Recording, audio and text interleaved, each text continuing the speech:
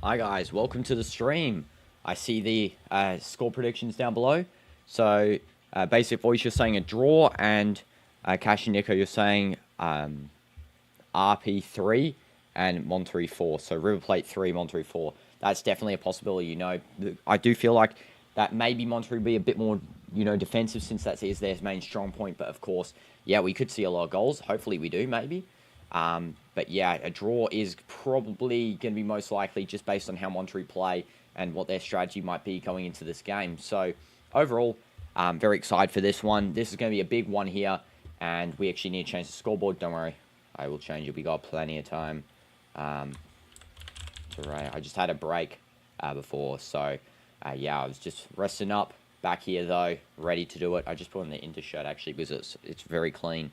Monterrey River Plate. And I'm doing good. Thank you for asking, Cash and Nico. Appreciate it. Monterrey can do like a grey colour almost, like that, a black. We'll just do a black colour.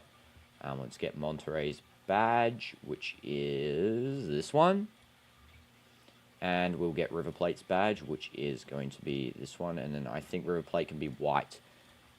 Yeah, they can be white there. So it's white versus black here. River Plate versus Monterrey. We'll just call them RP there. Don't think there's enough space to write River Plate. Maybe I can do like that. Yeah, I'll do that. Okay, River Plate. And it looks like that it will be River Plate taking this kickoff here. And here we go. This is at the Rose Bowl, right? Yeah, I think this is at the Rose Bowl, W Stadium, first of all. And there we go. Just waiting for that kickoff signal from the referee. River Plate starting this one with their classic home kit, the white with the red stripe. And this match is going to be so exciting, honestly. We're going to see a weather delay, maybe, let's actually go check. So I don't actually know where the Rose Bowl is, so we can go check for this weather delay. We've had one nearly every day now. Prediction for myself, I think it's going to be a 2-2 draw with a last-minute goal for Monterrey to equalize through Sergio Ramos. So the Rose Bowl's in Los Angeles. So let's go take a look at that on the big map here. Yeah, there's a cloud coming over LA. It's actually coming off the San Diego. I think it's moving north, it looks like. Yeah, temps moving. It's moving north. We could see our weather delay here. You're correct, Mr. Messi. Yeah. So already here is the lineups for River Plate. So River Plate is starting with Armani in goal, Acuna, the nicest Argentinian, in left back, Diaz, Guarda, and Montiel as the remaining defenders, Galopo and Perez and Castano as the midfield, and of course Meza, Calidio, and Mastantuono as the forwards there. Mastantuono obviously going to Real Madrid after this competition. For Monterrey, the goalkeeper is Andrada, the right back Aguirre, Medina, Sergio Ramos, the star player, Arteaga, Canales, Rodriguez, and Duosa as the midfield, Ocampos, Bataram, and Corona as the forwards. And 2-2, you were thinking that too? Yes, same. I think there will be a last-minute winner, honestly. I mean, equalizer. I do think so. Dino doing his stream. Wait, I saw that message for a second. Guys and Nico. Yes, Speedy is asleep behind. I'll try not to shout so then she can actually sleep properly. But yeah, she is sleeping behind us. Yeah, feel 1-1 or even 0-0, definitely. There is actually going to be a free kick here for River Plate. So River Plate take the free kick. Here it comes in, and that is going to be just wide there. And that's going to be a goal kick from Monterrey. Dino streaming his dog sleeping on his bed. Yes, exactly. Cash and Nico. It's a match like for Speedy. Here we go. Monterrey is going to take this goal kick. Andrada, the goalkeeper. He was brilliant last game, actually, Andrada, for Monterrey against, what was it? Against Inter, yes, Inter Milan. And now Sergio Ramos of the side there, just passing nicely and easily to I think it was Canales. Yes, Canales. And now it's going to be River Plate with the ball, just winning it back. And now it's going to go over to this side here, where we have River Plate just trying to find a pass down to the left side. This is now going to be Mazza. Meza just loses it. And it was actually Acuna overlapping. So that might be what we see in this game, Acuna overlapping into that left wing position like he did against, I think it was, who did they verse? Who did they verse River Plate last time? They versed Red Diamonds, I think? No. Yes, they did. River Plate did verse Red Diamonds before. We saw a lot overlapping from them. And Speedy Napping live reaction. Yes, this is the Speedy Napping live reaction right there. Beautiful napping posture. And yeah, she's almost as dead as a door there. And this is going to be Acuna taking this free kick on the left side there. There was actually a foul by Rodriguez on Acuna. And here we go. Cross coming in from Acuna. And it's just headed away there nicely by Monterrey. And then this is going to be a nice little chance for River Plate. And it's actually saved by ANDRADA. And it's going to be Monterrey defending a corner. This is going to be a big one here. So far in the votes for this match, River Plate 43%, draw 38%, and Monterrey 12%. But River Plate is still fluctuating between a 50% there. Can see it fluctuating slightly. Here we go. River Plate taking this corner, cross coming in, and it's going to be headed just away from the target there. That was a good connection. I think that was by... Who was that? I think it was Diaz there with a connection. And... yeah, just another W header there. And yeah, W crowds, exactly. Always River Plate and the South American teams, and even the Mexican teams showing up for their games. All of them in force. This is going to be ANDRADA defending nicely. I have to get used to these names now because we're back here with a different set. And it's now on this left side here. It's Diosa. Diosa just passing it over to the left there. It's Arteaga. Monterrey take the shot, and that's just going to go straight into the hands of Armani. Nice little shot there by, I think it was Ocampos, and that is good from him. Have I missed many games this tournament? I haven't missed a single game in this tournament, Kieran. I've not missed one. I've been to every single game, and that's why, yeah, sometimes I fumble with the words because, yeah, it's for me a bit late. Like right now, 4 a.m. for this game. I've shifted my sleep schedule to 7 a.m. to 4 p.m. So, yeah, I'm still getting quite a fair bit of sleep. But, as soon as I wake up, instantly doing a gaming stream, then I'm doing the matches for the rest of the night. So this is now going to be Medina. Just a through ball there, trying to find Corona. And here's a good chance for Monterrey again. And that is a brilliant slide tackle, actually, by River Plate. But it's now back onto the right side here. For Monterrey, just a poor cross. That was not good quality. I think that was Canales trying to do a cross there. Do I watch any other sports? No, just football. I've been recommended some other sports today, but yeah, I've just been watching football lately. I haven't had time to watch other sports, honestly. But yeah, football, the sport I play and the sport I follow. Smash light for football. This is Aguirre taking the throw-in. And it looks like it's going to be a far deep throw in here. Yep, just into the attacking area, it seems. Here we go, Aguirre. Nope, he spins around and gives it lightly to Duosa. And it's going to be another throw in for Monterrey. The coaches for today's game, of course, we have Marcelo Gallardo as the coach for River Plate. And then we have Dominic Torrent as the coach for Monterrey, who should be proud of his players in their previous display against Inter Milan. And this is going to be Monterrey just passing it around here.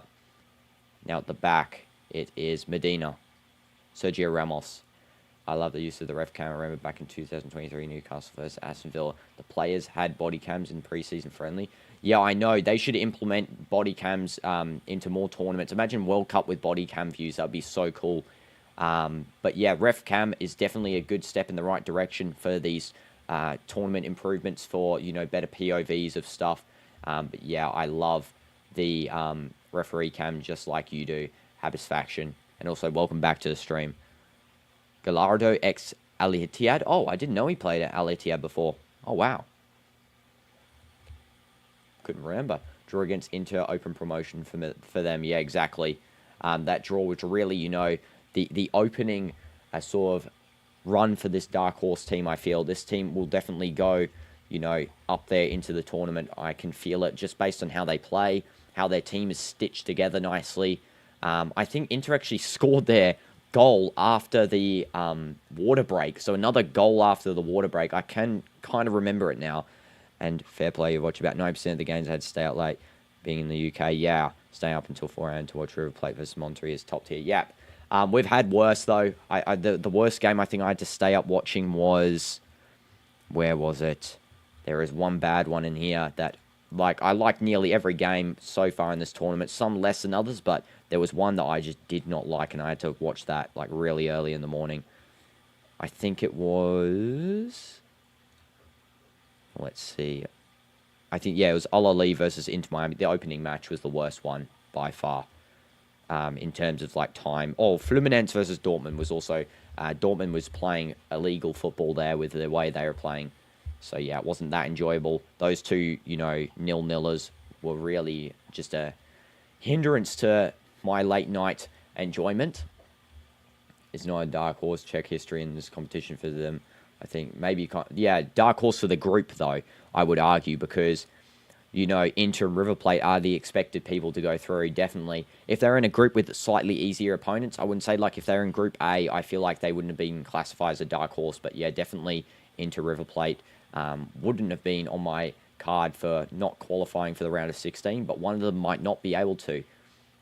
And, yeah, Dortmund were terrible. Yeah, they were exactly terrible there. It was actually really, not a fun match, but they did provide us a good one today with Sundowns versus Dortmund. That was a good quality one.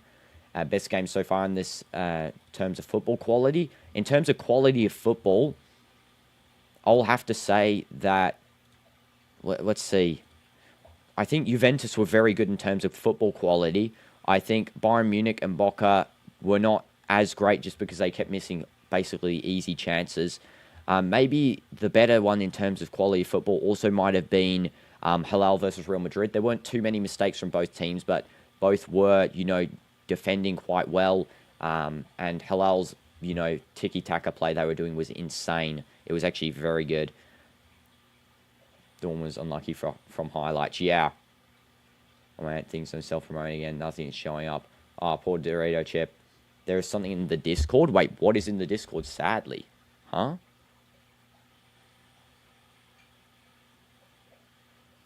So that's what my Uber meant when he said he was inside. What the heck is that? Bro, your Uber is inside of your house apartment thing. What is that?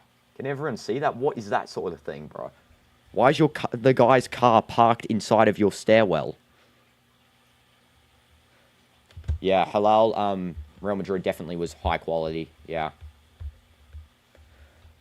Just annoying that Trent got subbed off early. That was a poor mistake from Zabi.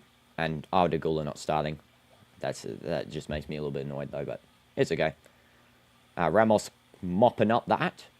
There is a possibility if Monterrey get through in one of these positions, I forgot which one, they can actually meet Real Madrid in the quarters or semis. I don't know which one it is. I think it's the quarters. And Ramos, that would be cool. Ramos versus his old club. Now, that would be something to watch. Expecting more from Bayern in the second game. I didn't watch the game, just highlights. The Bayern did dominate for most of the game. It's just the fact that they were not finishing. They were like a bunch of Darwin Nunez's there, just not hitting a single shot on target at one point there. There was like a point where Elise literally skilled the keeper almost, and then he decides to leave the ball behind him. Or there's another one where Kane's to the left or to the right, and Elise has got an open goal in front of him, basically. There's just the keeper marking it, and if he passed the right, goal, but he doesn't. He tries to do it himself. Trying to show a little bit too much individualness there. I think it would be more better just to, get it cleaned up with a goal there so there's no risks. Being massively impressed with the teams outside Europe so far. Really wasn't expecting them to be so comfortable on the ball. Exactly. The teams that aren't European ones, and I said this, I feel like it's partially two things. So first of all, the non-European teams are very comfortable, on the ball, as you said, Kieran, but also the fact that the European teams also may have underestimated the capabilities of these, for example, the South American teams especially, and that would be a great example of Botafogo versus PSG. Botafogo was very strong. Libertadores winners. And then, of course, PSG playing the B squad against their full A team, which is not a good idea. Here's a chance for Monterrey, and it's just cleared away by Acuna. Here's another shot, and it's from long range just going over. Wow, that came out of absolute nowhere. Wasn't expecting that one. I think it was Ortega with the initial shot, which was just such a strong one. And Armani providing a good block there against that shot. Quick break for Monterrey as well. Have you ever seen a mountain chicken? No, I've not, Dorito Chip. I've not seen a mountain chicken ever. And this is going to be a goal kick for River Plate. What a save by Armani there. Just providing some quality. That was a poor rebound shot from Monterrey there. Is Mbappe available for the next game? No, he's not. He's still got gastrointestinal, so he won't be playing for next game. The game after, he's possibly going to be back for against Salzburg. Unfortunately, I looked at the predicted lineup for Real Madrid, and it still says Gonzalo will be starting, and Artigula's not. Don't know what that's about. I really think that, again, Vini, striker, Rodrigo left wing, Artigula right wing. I don't know why this isn't a tested out lineup, you know. Especially since Vini playing in striker isn't going to really hurt anyone just for one game anyway. Of course, maybe not even play Vini. It's up to the coach. If Vini doesn't want to play in striker, you can obviously be a substitute. I do think that Vini's sort of dropped off. He's starting to come back a bit now, but he did drop off after, you know, mid-season in La Liga. Yeah, I know. Mbappe shouldn't even showed up because of this sickness, you know, like, and the fact he got it the day before the match, to me, it's a bit sus, but Mbappe definitely Real Madrid's best player. They definitely missed him against the Hilal game, and this is going to be given away by Monterrey. It's going to be a throw-in for Acuna and River Plate. And let's see where Acuna will throw this one.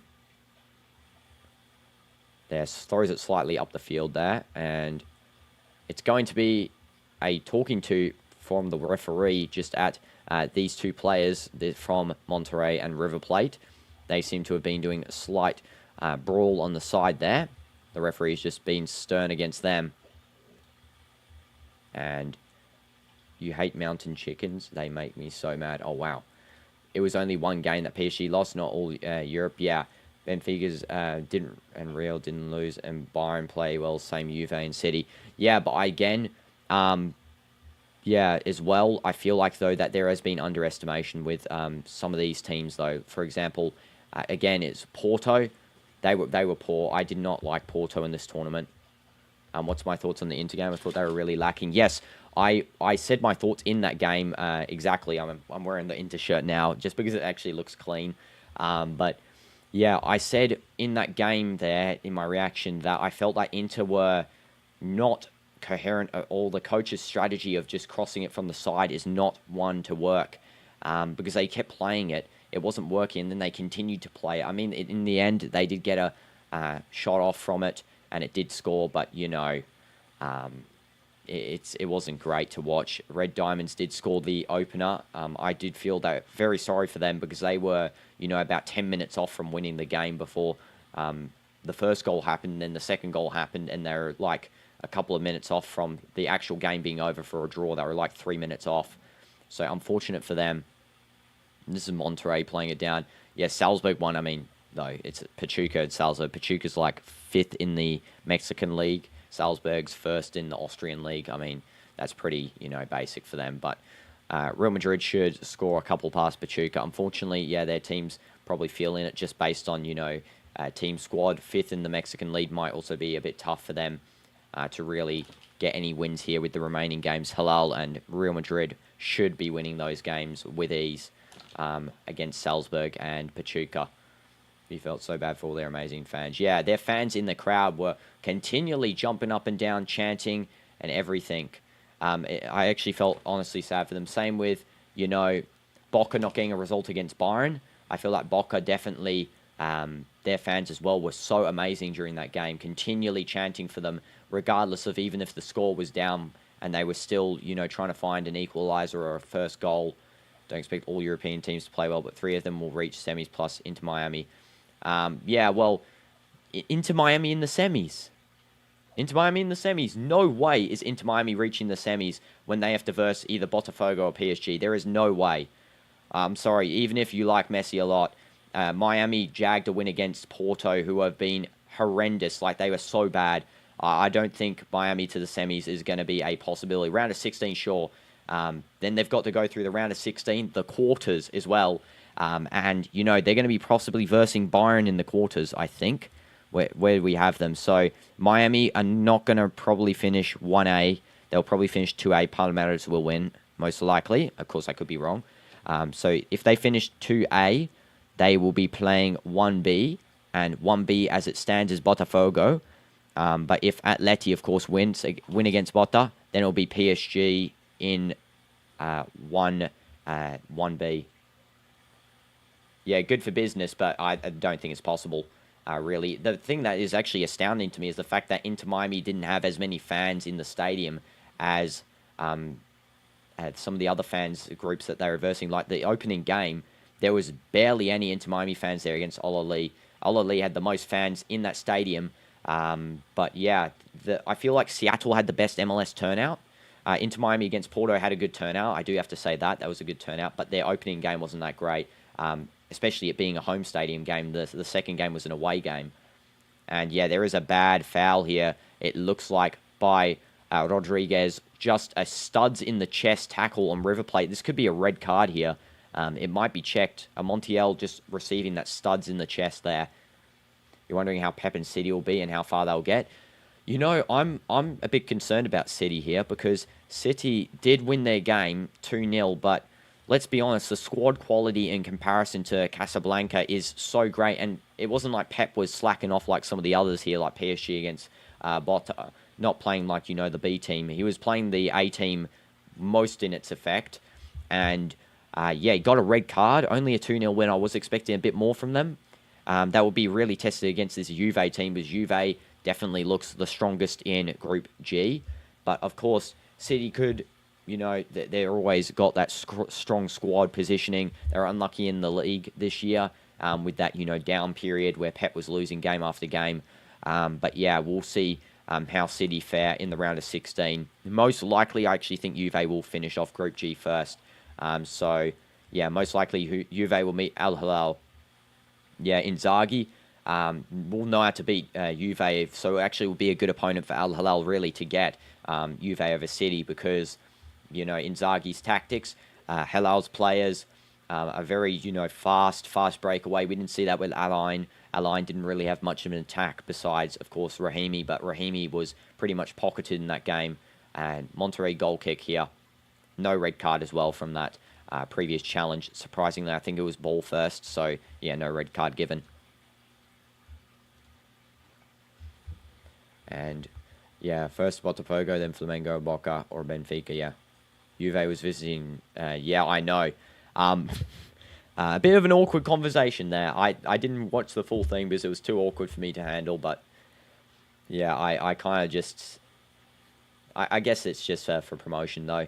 That's why I feel just promoting the games a little bit more.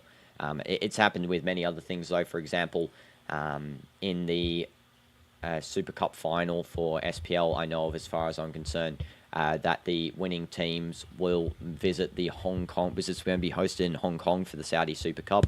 The winning teams will visit the Hong Kong governance branch, so that will be interesting. Juve and Al Hilal have new coaches, and Inzaghi is better than Tudor. Yeah. In terms of as well squad quality, I feel like Juve might have the upper hand on subs. Starting quality, Al Hilal have a slight upper hand in terms of, you know, fast players. They got a lot. Salem, Cancelo. They got Milinkovic-Savic, who is surprisingly fast. They've got Nasser El-Dossari. Who else do they have? They have Lodi in the left back. He is very good. He was good in that previous game, by the way. But yeah, I do think that Juve have got a better squad depth, for sure. Okay, yeah. Link for the knockouts here. Here you go. I think I sent in the previous one as well, the previous stream to you, basic voice. But here you go. Here's a link for the knockout matches. Yeah, they may beat Juve. which is going to be, a bit unfortunate if you're a Juventus fan. There looks to be something here with Sergio Ramos in a foul. It looks like that someone has been fouled. It looks like Calido has been fouled here against Monterrey. Sergio Ramos, the accuser. Or should I say the accused? Definitely, let's have a look here. Yeah, that's not a foul. What is that, referee? That is a bad call from Slavko Vincic, which is the referee. Poor call from him. That should not have been a free kick, but it was given anyway. It's actually the River Plate player who falls directly onto Ramos without any contact. So, yeah, poor. People are overglazing Inter Miami too much just because of Messi. Yeah, I know. That's what I'm saying. He's past his prime. No hate to Messi. He's past his prime. Suarez is completely injured. Busquets looks like the only real, full competent player on that team besides the goalkeeper. Ustari's been amazing, I have to say. He's been clutching up for them.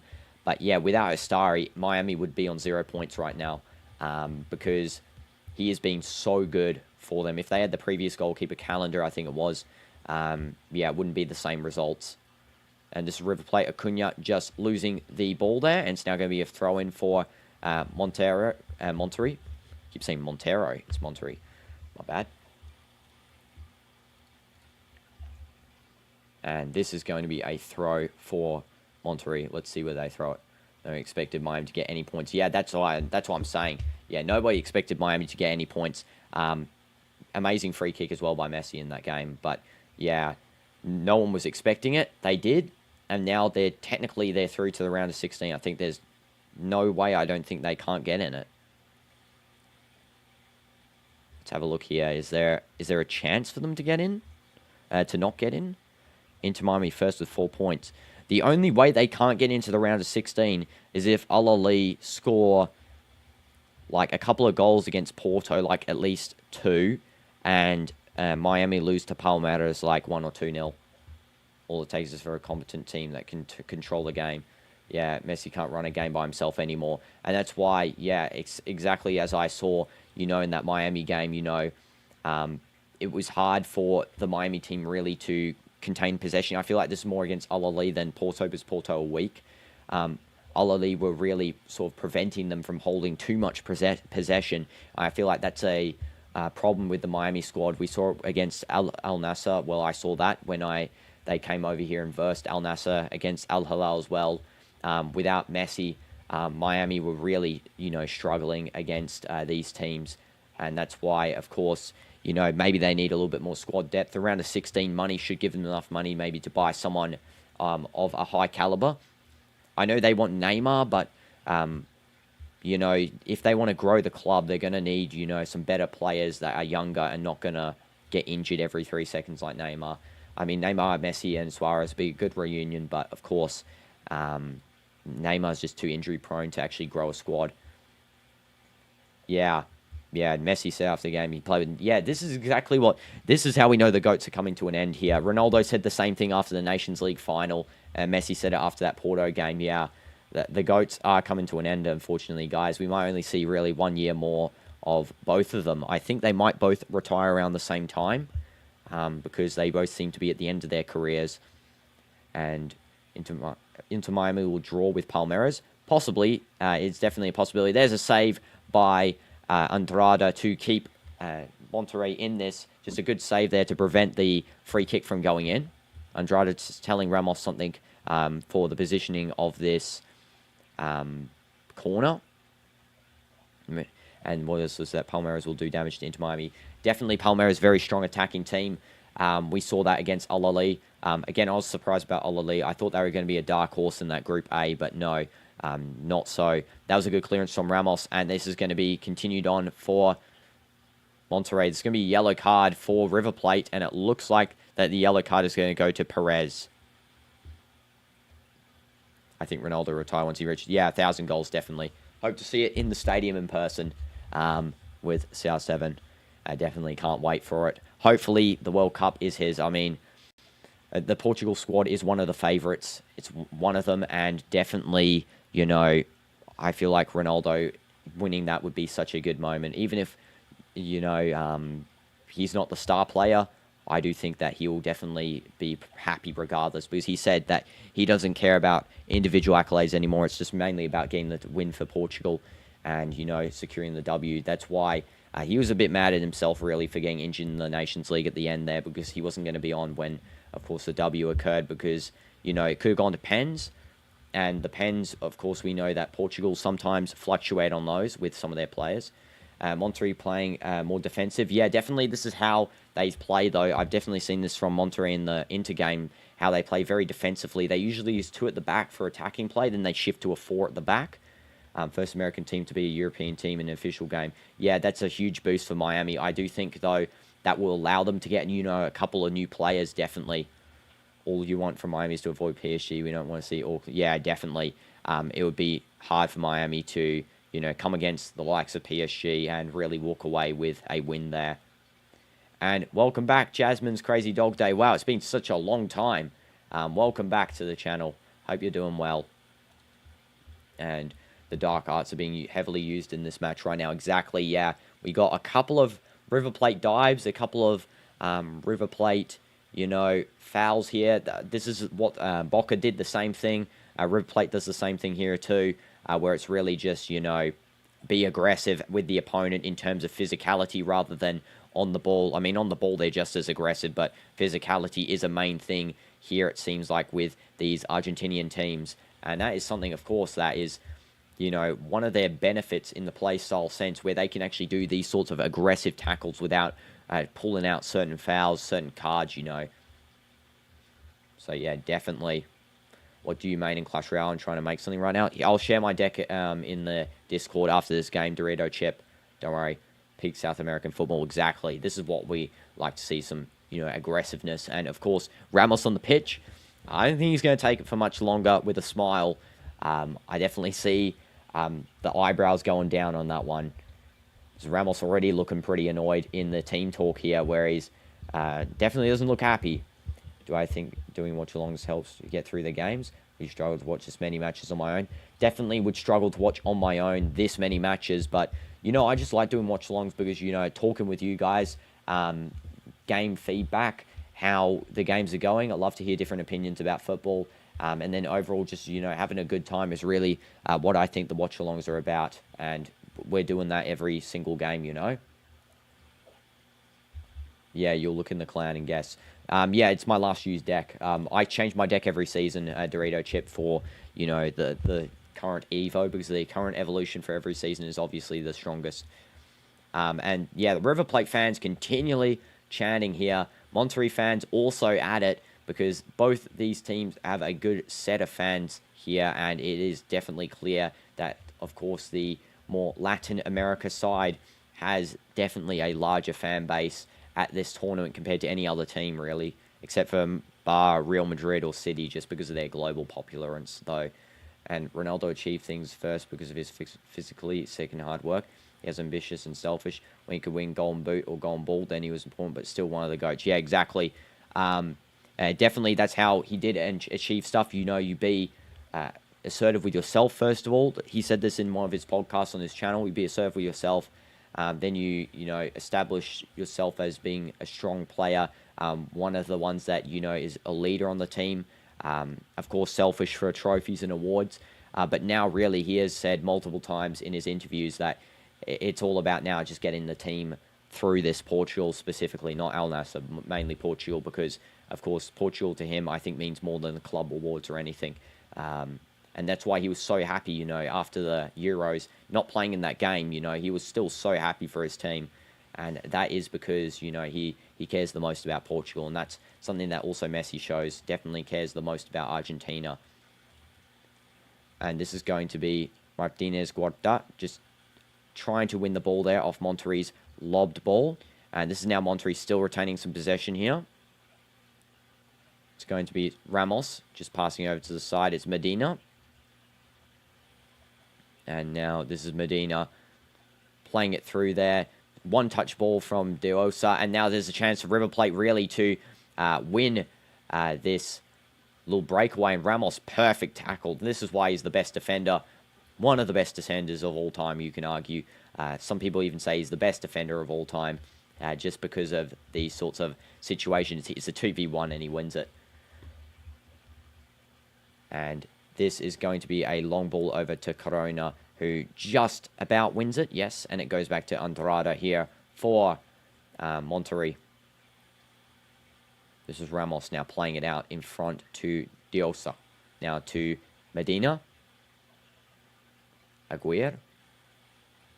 Hi, Jerry. Welcome to the stream. Yes, I'm still up at 4:30 in the morning and still doing stuff. I hope you're doing well, Jerry. Hope it's all good in Jamaica. Massive achievement that he changed his game through the decades and adapted on different teams and still scoring. Yes, exactly. So, let's go. But, yeah, that knee injury, I hope it doesn't keep recurring, you know, because it means we're closer to the end, definitely. The 2015 knee injury, back again for this summer. That's why he's not playing Club World Cup. And, yeah, for sure, hopefully it doesn't get as worse as it was, because that would mean definitely a forced retirement, something that we don't want to see, really. Acuna just winning the throw-in. You sent some halftime images. Okay, I'll go check them for halftime when it's there. When did I start making an effort to watch as many matches as I did? Well, I didn't. I said before the Club World Cup started, I'll watch all the matches, and then I just started watching them all. And that's how I watched all of these.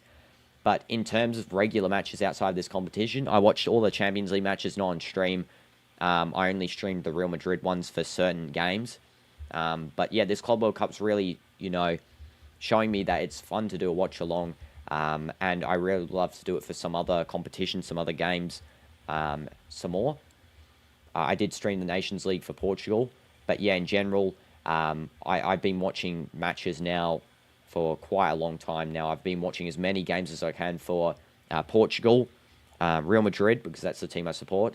Al Nassr, I've watched every single Al Nassr match. I've watched nearly every single SPL match for the Saudi Pro League, since I do live in Saudi. And yeah, I've just been watching as many matches, really. Premier League, I watched all of those too. I just enjoy football. There's a cross by Monterrey, and it is going to be cleaned up by Corona, because the ball does go quite far out from River Plate's header. Corona now. Was it good in Jamaica? I've not been to Jamaica. I'm assuming you're saying it is good for you. So that's good to hear, Jerry. W's. And this is going to be a pass out to number 10 here for Monterrey, Canales. They retired together with Messi and do one big game at the end. Yes, exactly. Exactly. And this is going to be River Plate now trying to play on the side there. And that is a good piece of defense there on Master Tuono. But it is going to be a River Plate free kick. That was necessary, though, because there was a breakaway there for River Plate. This is going to be a River Plate just playing around at the back. Acuna. Back here to Rodriguez. And Diaz now to Martinez Cuarta. And now it's Montiel with the ball, just finding Master Tuono. And that's cleaned up by Monterrey. River Plate win it back. Okay, there's a bit of a scrap in the middle of the field, and it looks like Monterrey win a free kick in the semicircle. Let's see. Is this a bad injury? I don't think it's that bad. I think the medics will come out, but I don't think it's that bad of an injury. More of a dive. Let's take it. Yeah, it's a big of a dive. I mean, it is still a foul, but yeah, like going down. Yeah, it's good in Jamaica. W, Jerry, for it's good in Jamaica, you know. Do I know the date of the knockouts when they start? Well, yeah, the knockouts will start, I think, June 28th. 1A versus 2Bs first, and 1C versus 2D on the same day. You can actually look here. I'll send a link across. This is all the matches for the Club World Cup. You can see every single date except for the final. The final hasn't been decided yet, but there is the link to see all of the matches and their dates. So definitely tomorrow is going to be an exciting one. Today, technically for me, we got Real Madrid versus Pachuca and Juventus versus Wydad Casablanca, Salzburg versus Al Hilal, and Manchester City versus Al Ain. All big games coming up there. I do think Group G and H have the biggest sort of games in terms of importance for myself, and, you know, just in terms of team quality, there's slightly bigger teams in those. But yeah, there have been some very enjoyable games in, you know, Group C, B, D. I feel like maybe the weaker groups are Group F and Group E in terms of, you know, globally popular teams, but, you know, I don't really care. Global populace just means which has more fans, but doesn't mean which has more quality. And this is going to be Monterrey with the ball in a free kick in the defensive half. Still not taken yet. Juve versus City is important in that group. Yes, very important, because it decides who will play Real Madrid and who will play Al Hilal. I think it's crucial for Juventus to, technically, if they don't want to verse Al Hilal, they might want to just, you know, keep a draw there. But, you know, winning that would mean versing Hilal for Juventus, and winning that for City would mean versing Hilal, whereas winning it for, losing that would mean you verse Real Madrid. Possibly, unless, of course, Real Madrid comes second in the group, Hilal come first. It really depends. There's no momentum or any real build-up right now. Yeah, just dark art after dark art. I've been watching it here, just been trying to check. The River Plate actually control the ball with their hand at one point.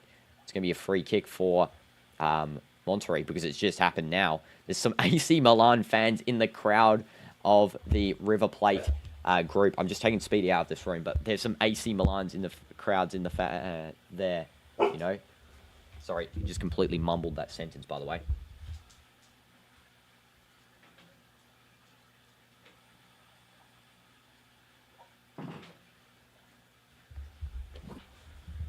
Real or Salzburg? Real, definitely. Salzburg don't stand a chance in the group, I'm sorry. I mean, they could get a fluke win, but to be honest, they're not looking great, especially against Pachuca. They were just barely getting the win there. Salzburg is still under Red Bull. Yes, they are a Red Bull club. They are the only Red Bull club in this tournament, I think, yeah. Leipzig's not in it. New York Red Bull's not in it. This is going to be a... Yes, Real Madrid fan. What's your thoughts on Macedon Torino so far this tournament? In the previous game versus... what team was that again? It was against Red Diamonds, yeah. Let's have a look here just quickly to see if he did get any goal contributions, because I'm pretty sure he didn't, but he was still amazing looking, I think, if I remember correctly. Yeah, he got 7.4 rating. He was very good. I felt like he's very pacey on the side. Definitely a great substitution for Rodrigo, or maybe starting and then Rodrigo comes on for him. Really depends on what Xabi Alonso will want to do with him, but he definitely seems like the type of player that can really pace forward on the wings, you know, and, you know, definitely providing crossing opportunities. He provided a lot for River Plate in that game against Red Diamonds. Now I can remember it a little bit better. Yeah, he provided a lot of crosses. He did a lot of nice defensive work as well. He didn't just stay upfield. He actually came back and defended nice and well in the sort of midfield section. And then even sometimes in the defense, he would come back. And there is a chance for Monterrey to get a header on target, but it's just cleared away by River Plate. If they are under Red Bull, then it's possible that week Real will go home.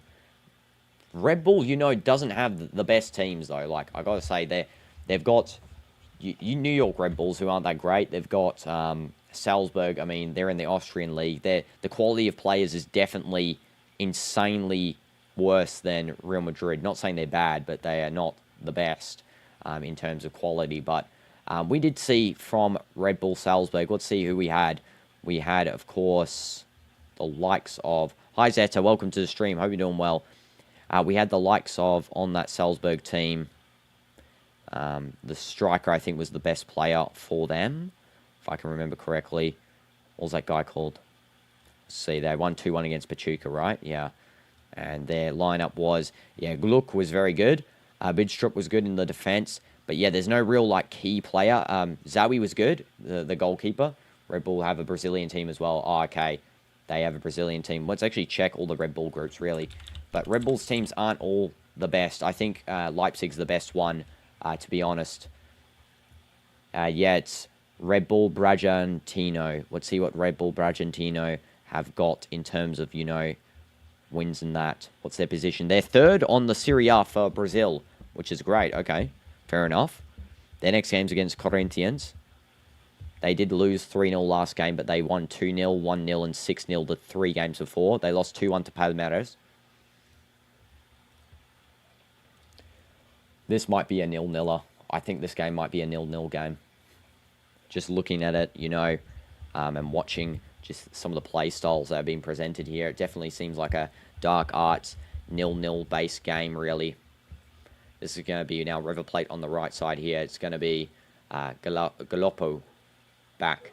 Red Bull Brawl Stars Mastery will be converted to records. Oh, cool, Zeta. So far, my predictions getting well in that game and previous one. Young men, I will listening older than your age. Wait, what? Sorry, I couldn't really read that. So, predictions getting well in that game. You think that Salzburg will win a couple of games? I don't know. But yeah, sure, Salzburg can win, definitely. In terms of, that they've got a hunger to get through because they do have 3 points, of course. But, of course, if they lose to Al Hilal move up to first with 4. Real Madrid probably going to win against Pachuca, so they'll move up to 4 points as well. I think Leeds United probably has the most potential to be the most successful. Yeah, Leeds, definitely. They produce some talent. They did produce Rafinha. We had for a time there at Leeds, Hulk. They had Dida as well. So many good players have been at Leeds. And this is Acuna crossing ends, River Plate chance, and that's cleared away by Ramos, clutching up for River Plate there. And it's going to be just about halftime while River Plate have this throw-in. Brilliant clutch from Ramos, as always been a clutch player. Oh, you're saying draw 1/2, under 2.5 goals. Yes, so far it's a draw at the first half here. Yeah, so you're right, Basic Voice, definitely.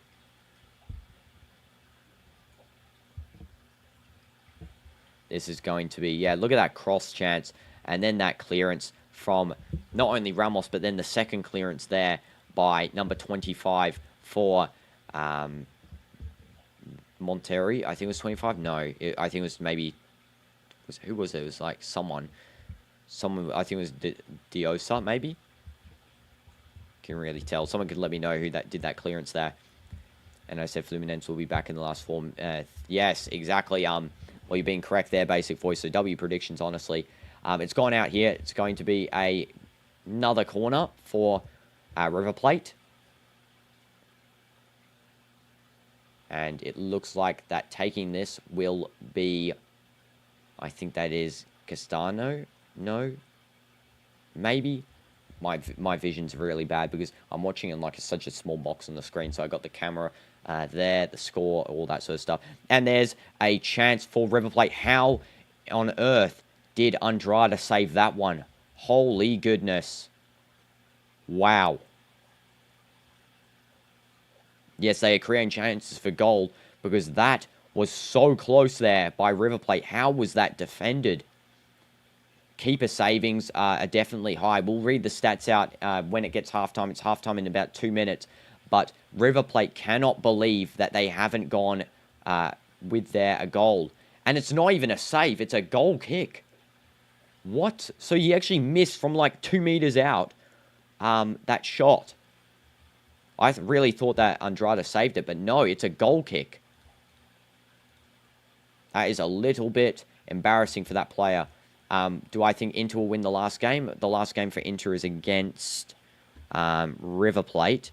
And, I mean, just based on Inter's form, no. Because River Plate do seem like a very desperate, attacking, aggressive side. Inter don't show similar qualities, especially that Red Diamonds game, the Monterrey game. They weren't showing those sorts of qualities. So, yeah, just at the moment, River Plate. But, if River Plate do lose this one, then maybe it'll put their morale and sort of gameplay at question, and then maybe, of course, Inter can do something there. How do I think Chivu will do as Inter manager? Hasn't had a great start, but will he get them firing? I think Chivu, at the moment, is definitely in question. Of course, he hasn't had much time with the players as their new manager. Inzaghi just left like a week ago or 2 weeks ago now. So, yeah, he's had minimal time with the players. Not really time to implement a tactic. He's still using Inzaghi's tactics, as some other people said before. So it will take some time for him to implement his own changes.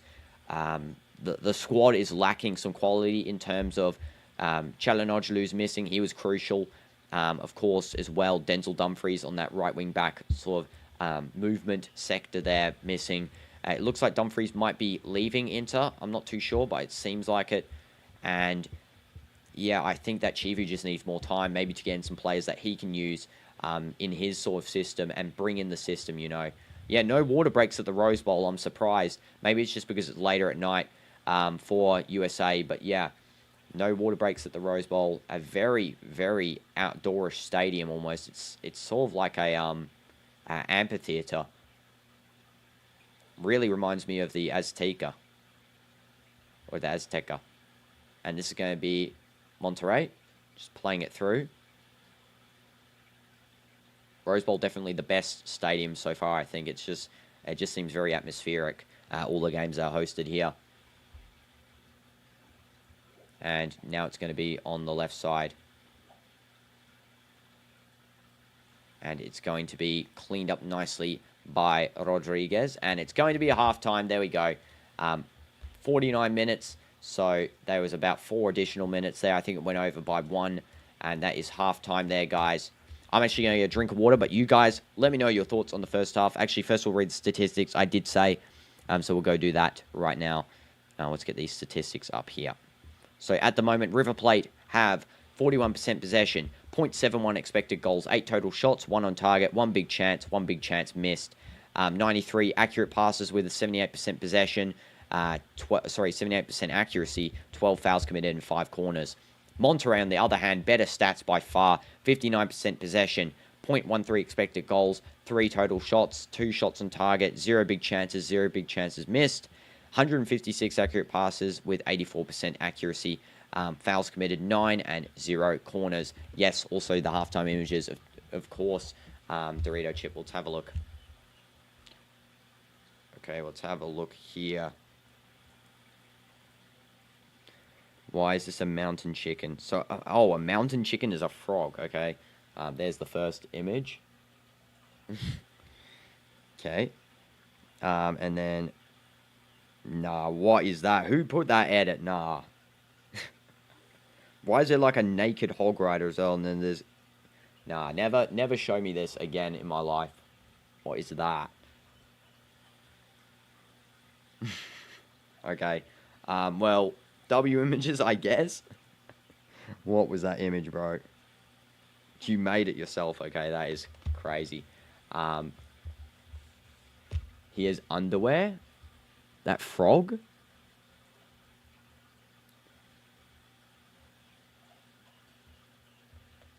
I can't see it. He does? I can't see it. Anyway, guys, I'm going to get a drink of water. I'll be back. But yeah, you can ask me any questions in the chat while I'm gone. Make sure to like up the stream as well. And I will be back in 1 minute. You can actually watch the fish tank behind me. Oh, the hog rider. Oh, I thought he was doing the frog.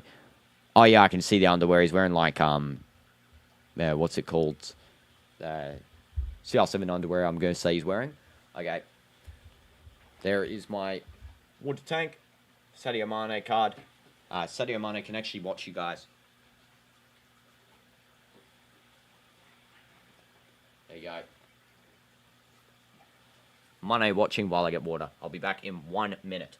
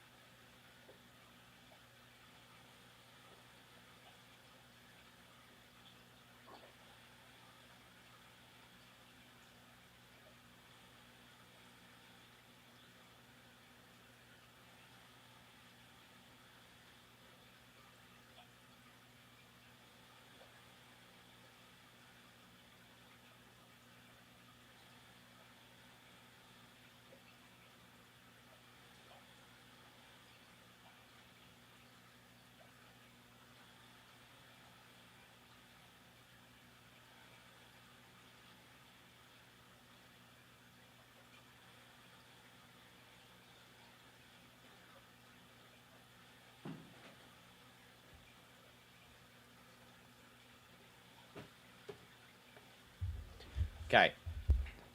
Yeah, I was going to say Calvin Klein boxes, by the way. That's what I was thinking of.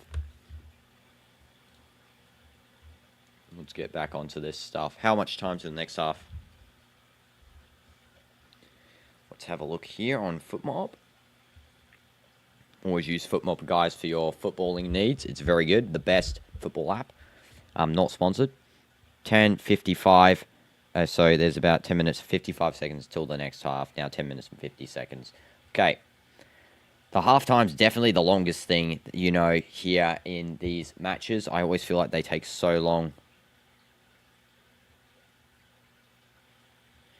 And yes, okay. Do I think that we'll win tonight? I think that really Monterrey is going to take this one, to be honest. I don't think River Plate might not be so great, just based on, possessional stats, accurate passes, shots. Definitely Monterrey is looking more dangerous, but of course this might end in a draw, really, just based on the fact that both of these teams aren't, going all out basically on the attack. They're more so just attacking each other in the midfield. They're just like going at it. Yeah, I can't wait for these games coming up, though, later today. Then the games coming up are going to be so good. But yeah, everyone who voted in the votes there as well. River Plate winning the votes by 53%, Monterrey 29%, and then a draw 18%. I can see all of those as, definitely good answers. There is a whole half of football left with a 0-0 score, so there could be goals for either team. It's hard to tell, really, with 0-0s who's going to come out on top, and that's sort of a problem, when predicting a final score for a game at 45 minutes with this scoreline. Of course, yeah, I'm placing my bets just on Monterrey because I did claim them to be the dark horses for this tournament, but we will see, of course. We will see. Of course, you guys can ask me any questions as well while we wait for the next half. Love to see it. Also, let me just check this. Oh, yeah, this got that. Okay. Okay, I was just checking something on my YouTube page there. Okay. You're going to get some sleep now, you Southern Light. Thank you so much, Kieran. First of all, I appreciate that so much, bro. And you'll try to catch them all, watch along as the club goes on. Respect your love and dedication to the sport. Yeah, I know. I really hope to continue to do this throughout the whole thing. I'm actually going on a plane during one of the matches, I'm pretty sure. But I will stream it on the plane. That's how dedicated I am. I really want to get all of these done. It would be so cool to have a full collection of all the reactions in the future, So, yeah, W's, thank you, Kieran, first of all, for subscribing and liking.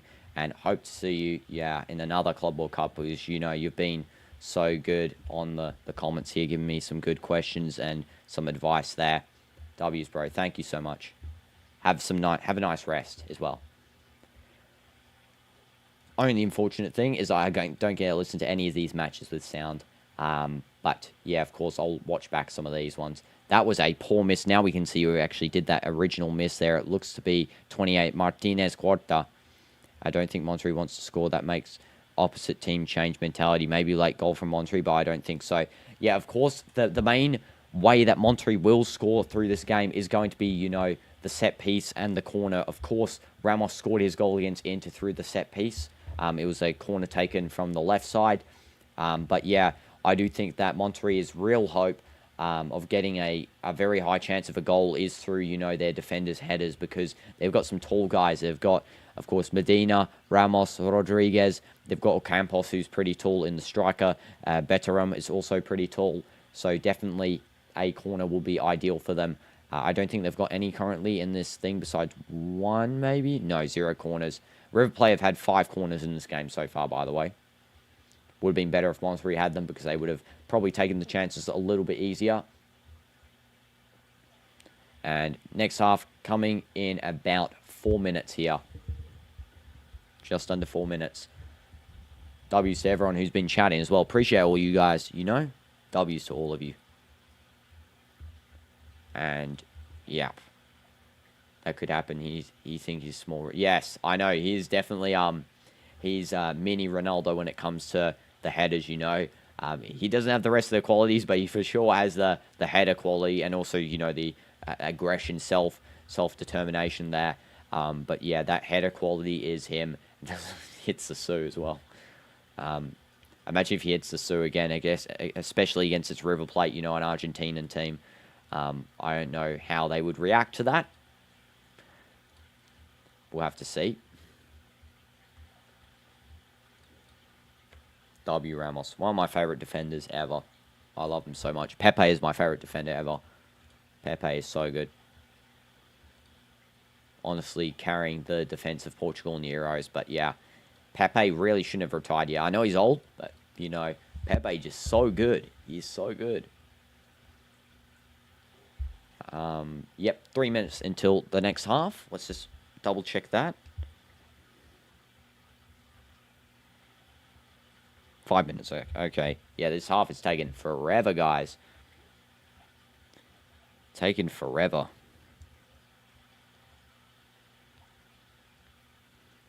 Okay. Just checking on the TikTok here if this had any comments on it. Just making sure no one commented on my stuff because I like to respond to them pretty quickly. See if there's one here. Okay, I think not. He got set pieces, penalties, and so yes, Pepe was a legend. Yeah, I love Pepe. Pepe's so good. Okay. There we go. Just checking the gram there. No one responded to a comment, which is good. Love to see it now. We are clean sheeted. And we have 3 minutes till the next half. And hopefully we get to see a Ramos goal in this game because I'd love to see Ramos scoring as a Madridista.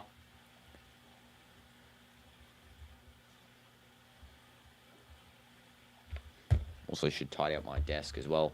I'm going to sleep after this one, guys, because it's getting close to wake-up time for my family, but sleep time for me.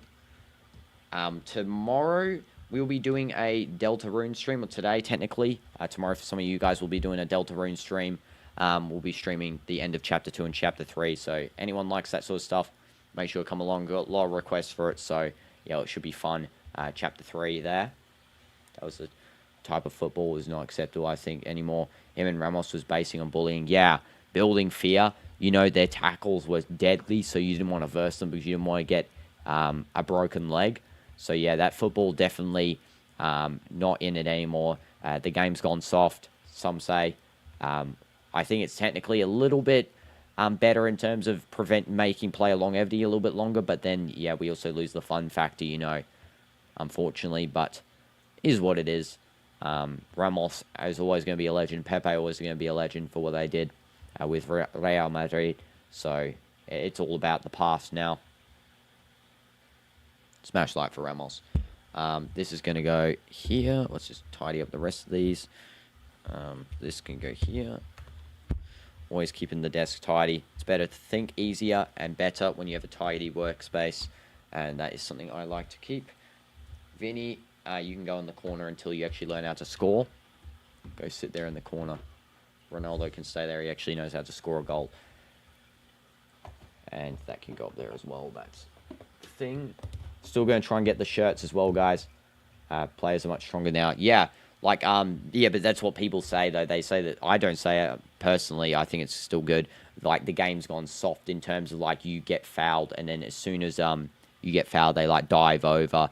You get a card straight away, you know, from lighter fouls, where back then you wouldn't really get cards for some sort of some tackles that you do now. That's what they mean by that. Not like as in the players are weak. The players are definitely stronger, as you say, they're machines. Players now work on a system, and that's how it's going to be now in the future. You know, when you join football, you're working on a system. Bro, when is this half going to start? They just showed the players walking out, so hopefully it means in like 30 seconds, but it's taken for ages.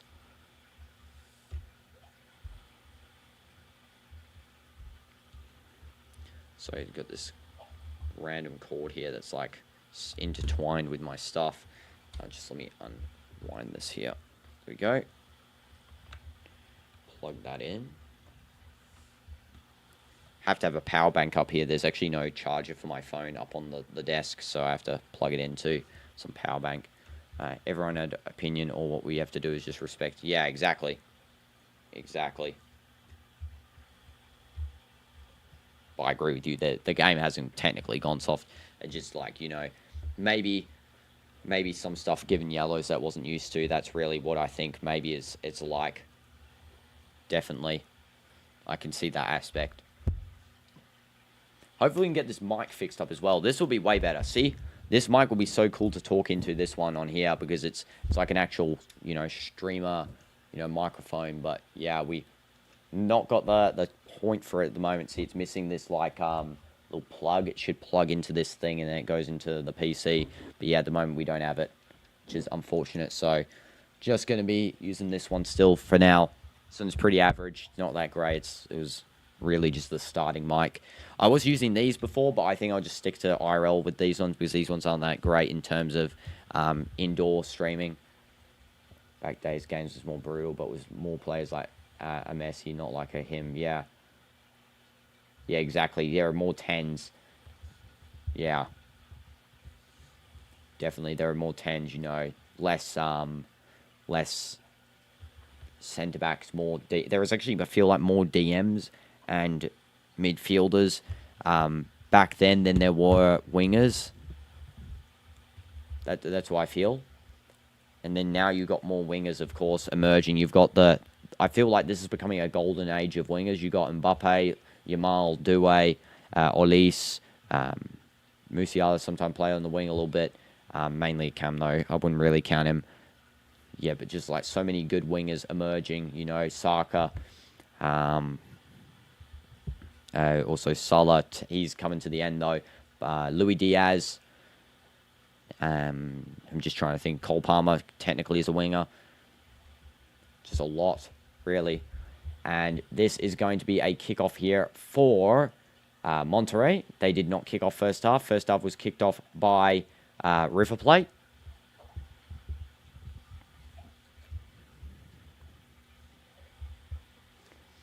And just having a team huddle here, both teams just talking it out and now getting into their formations.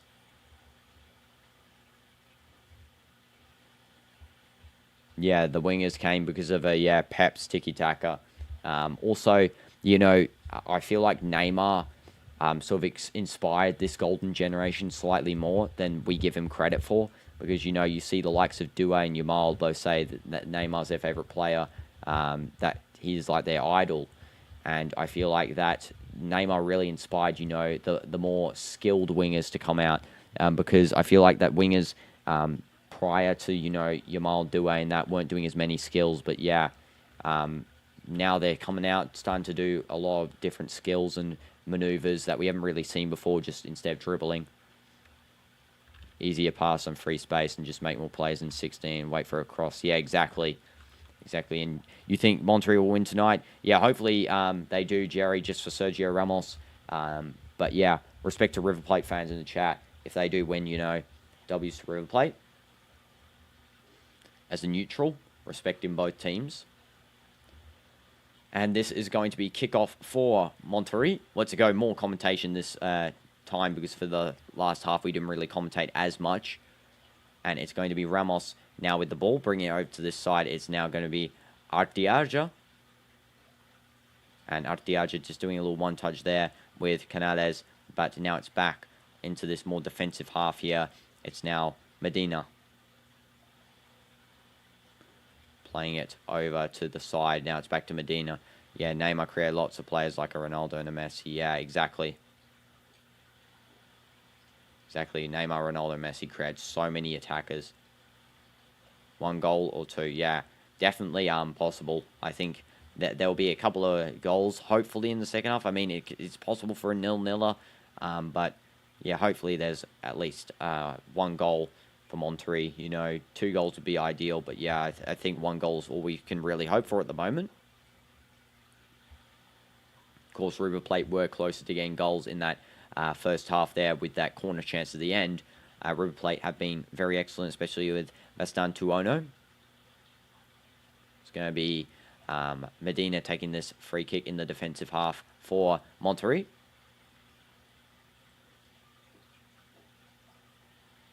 Still 1-2 between Aguirre and Medina. Now back to Sergio Ramos.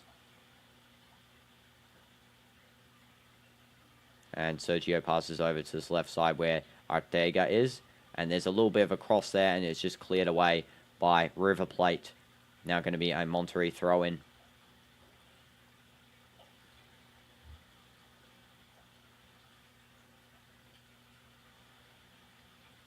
And there is a deep throw into the box for Monterrey, and it's just cleared away nicely by River Plate. That was actually a good throw. No one got to the end of it, unfortunately.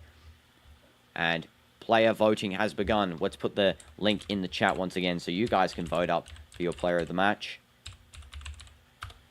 There you go. Player of the match voting has begun. I'm sure Ramos will win just because of his popularity here. Can see Acuna winning because there are a lot of River Plate fans. And this is a chance for River Plate. There actually might be a penalty check here in a minute. And it looks like there is going to be a free kick for Monterrey. No, it looks like actually going to be a free kick for River Plate just outside the box there. That is a serious call for a referee because he actually played advantage and then he's gone and taken it back after like 6 or 7 seconds. And yeah, both of those River Plate things were dives. Dark Arts once again at it there. That was 2 dives there. Referee just not spotting it, and this is going to be a cross coming in from the right side.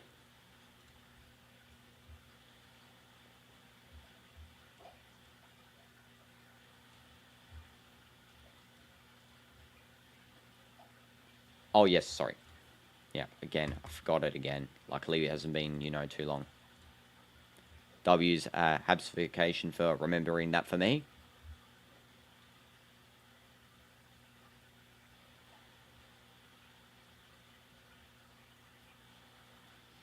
And when will River Plate take this? It looks like it's going to be, I think it's Mastantuono either taking or Perez. I can't really tell. There's a cross coming in anyway from Mastantuono, and it was actually a shot rather than a cross. It was on target. The referee is telling the Monterrey keeper ANDRADA something there. I don't know what that was about, but he is going to play this out now for a drop just to Ramos to the side. Ramos through ball just meets the Monterrey players. However, it's going to be a free kick for Monterrey because there's a little foul there from about 2 River Plate players colliding with, I think that was Duosa. Ramos going to take this free kick. And it just goes straight to his teammate there, Canales, who's played it over to Duosa. And there's a little bit of a play here for Monterrey to try and get in the box. It's just one back by River Plate. And River Plate trying to clear that down the side, but it's going to be a throw-in for Monterrey.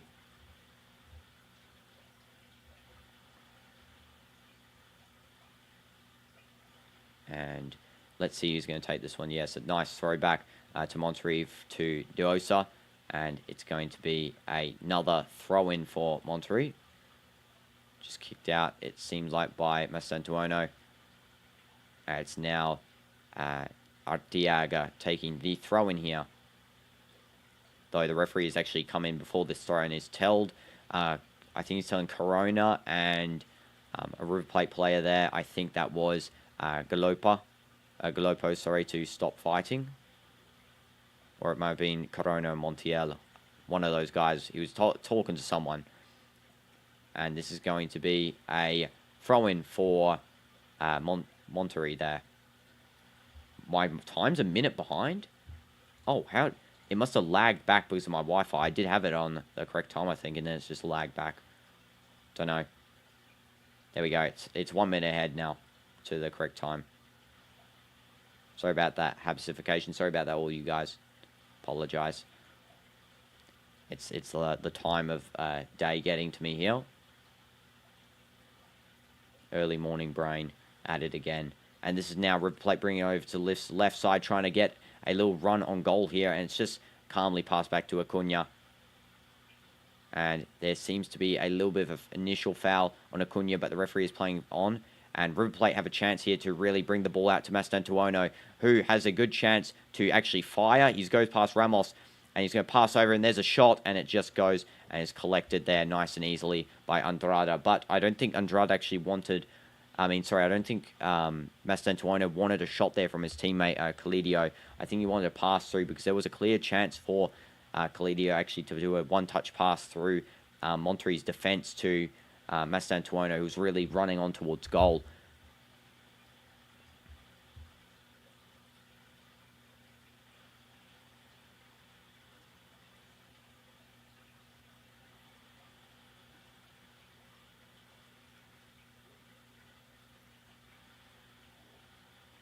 Going to be a throw for Monterrey. Arteaga. Arteaga throws this, and it's going to be another Monterrey throw.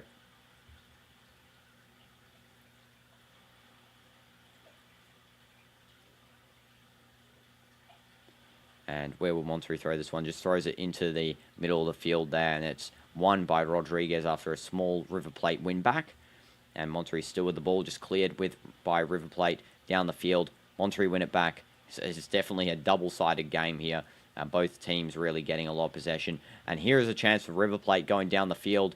It's a 3v5. It's on the left side here. A nice play through by River Plate's Meza, but it is going to be what looks to be a corner.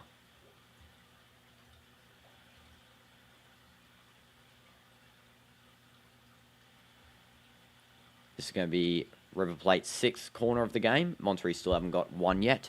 So Monterrey lacking, their main goal-scoring form that they did get their first goal of the tournament on the corner.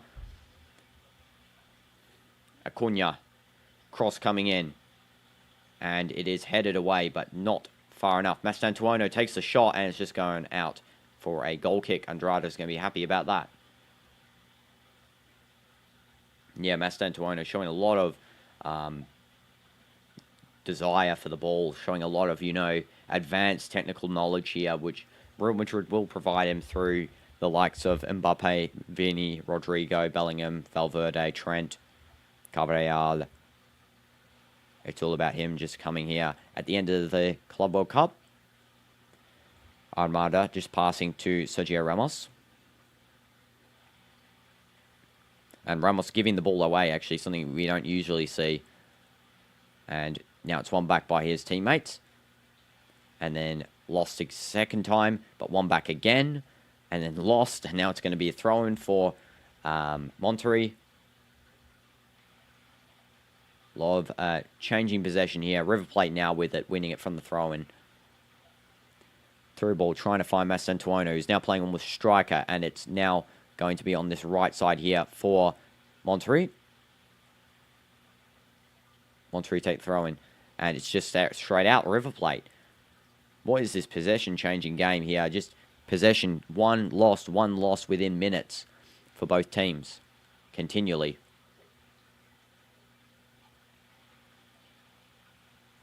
Acuna taking this throw-in.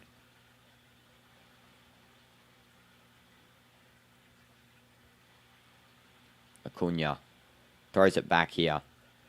Now it's going to be Monterrey trying to press the ball off River Plate. And this is going to go over. And Ramos is going to win this one. And there is a little bit of pressure there from River Plate's Castano, but just doesn't win the ball. And now it's going to be a free kick for what seems to be Monterrey. Yeah, there's a yellow card here coming out against Perez. He does seem to foul. I think this is Medina who gets fouled. No, Rodriguez. Yeah, he does seem to foul Rodriguez. Just kicks him in the shin there with the studs. Yellow card is pulled out. And it is Galopo who is getting the yellow card. And he's going to miss the next match for River Plate, which is going to be against Inter. So that is a big loss for River Plate here. They might have sold themselves a little bit by missing out a player, a starter, of course, through Galopo. Rodriguez seems to be walking this one off.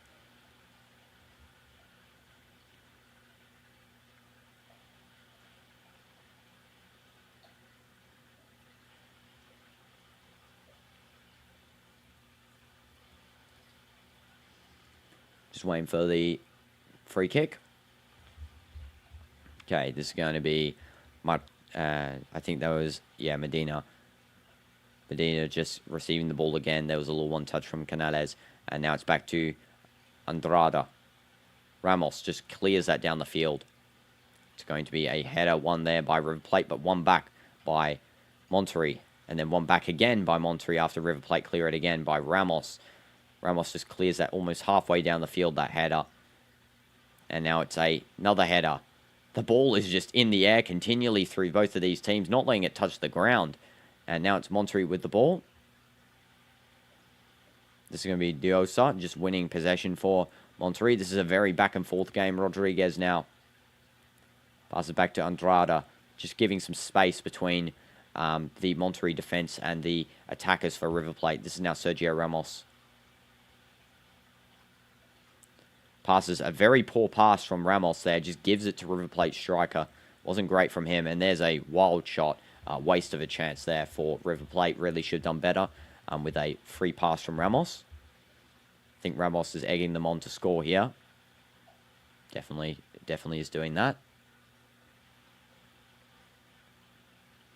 Just that shot is so far away from the goal there. That is not great play from River Plate's attackers. Specifically, I think that was Meza. Gerardo passes to Ramos. Ramos through ball just finds his teammate there, Corona, but is lost. It's going to be a River Plate throw-in.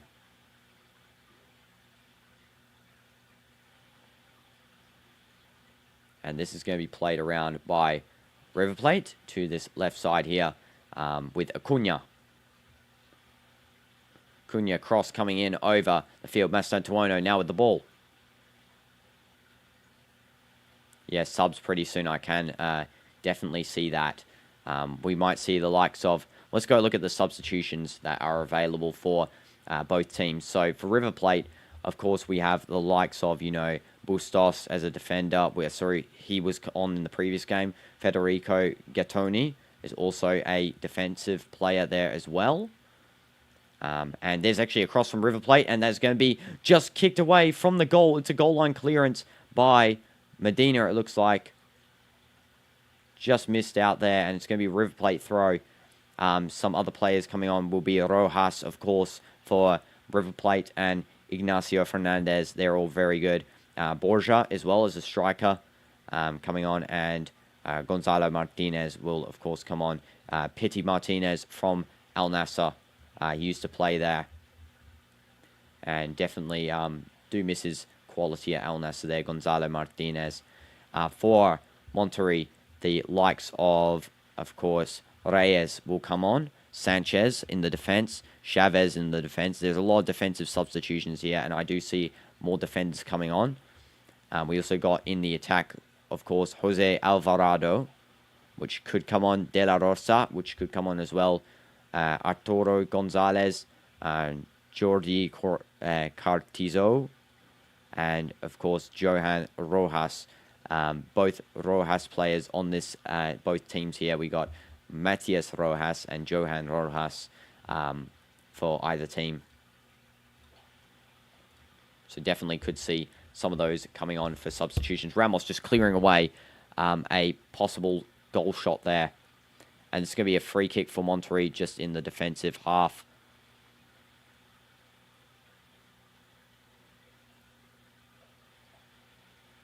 And here we go. There's already a substitution being made. It looks like a double substitution for Monterrey. I think I could kind of see who it was. But let's have a look at this free kick. Yeah, just a bad free kick there from River Plate to give away because it's just lazy. They just kick Monterrey's player in the leg, and the referee's not going to let that one slide.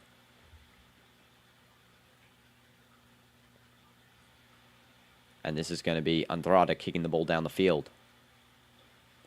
Long ball goes out, and it is tried to be won by, I think that was Aguirre. And River Plate just winning a free kick. Another free kick for another one of these teams. I swear, how many fouls are even in this game? There's like about 100 of them. There's been 14 fouls by River Plate, 7 by Monterrey. There's been 21 fouls in total. And River Plate take the free kick. Going down the field there, trying to meet one of River Plate's players, and it's going to be ANDRADA who just gets possession. Now Ramos. Ramos dud shoots, and he's going to pass that out to the side there nicely to his teammate, Ortega. But Ortega just controls the ball nicely out and tries to find some space. He finds, I think that was Oscampos. Now in bed, I'm thinking that City didn't get any trophies last season, and Pep teams improves quickly. Completely forgot about them. And still from City, Juve, Real Salzburg, and Al Hilal, 2 teams go home. Yes, definitely. I think that the teams going home for sure definitely would be Salzburg first and all night in that set. I mean, they could get a fluke win, but Mbappe's supposed to come back against Salzburg, so that is a good chance there for Real to definitely qualify. Of course, Al Hilal could do Real's duty because if Real, of course, get a draw with Salzburg and they win against Pachuca and Hilal win against both teams, then, of course, Real Madrid will still go through. And now, yeah, definitely the teams I do think that will go home, possibly going to be just, like, it's actually too early to tell, really. City, I think, will go home in the round of 16. I do think so. Their team's strong, but I think that, yeah, I don't think they're going to match the likes of Real Madrid or Al Hilal. In terms of Al Hilal, might be slightly underestimated. They play a different strategy to what Pep might put intact, because, of course, Pep's going to be used to playing to Real Madrid. But, you know, against Al Hilal, he's not going to be as used to playing against them, so he's not going to really know what they could pull out from Inzaghi. And there is a triple substitution here. De La Rosa, Ambriz, and Rojas are all coming on. And off come 3 Monterrey players, who are, if we go and check, I'm pretty sure, wait a second, yeah, let's see who came off right then. And it looks like that Fidel Ambriz comes on for German and Berteram. Dominic Torrent is also coming on for... Sorry, Dominic Torrent is the coach. Sorry, my bad. Johan Rojas replacing Jesus Corona. And then the other substitution was made. It's not listed here just yet. And River Plate just winning the ball in the attacking half here. And it's a play on for Monterrey to try and win this back. And it is won nicely by number 3 for Monterrey, Ortega. And Sergio Ramos just cleans that up. And now River Plate win it back immediately. Wow. And then cleaned up Ortega again.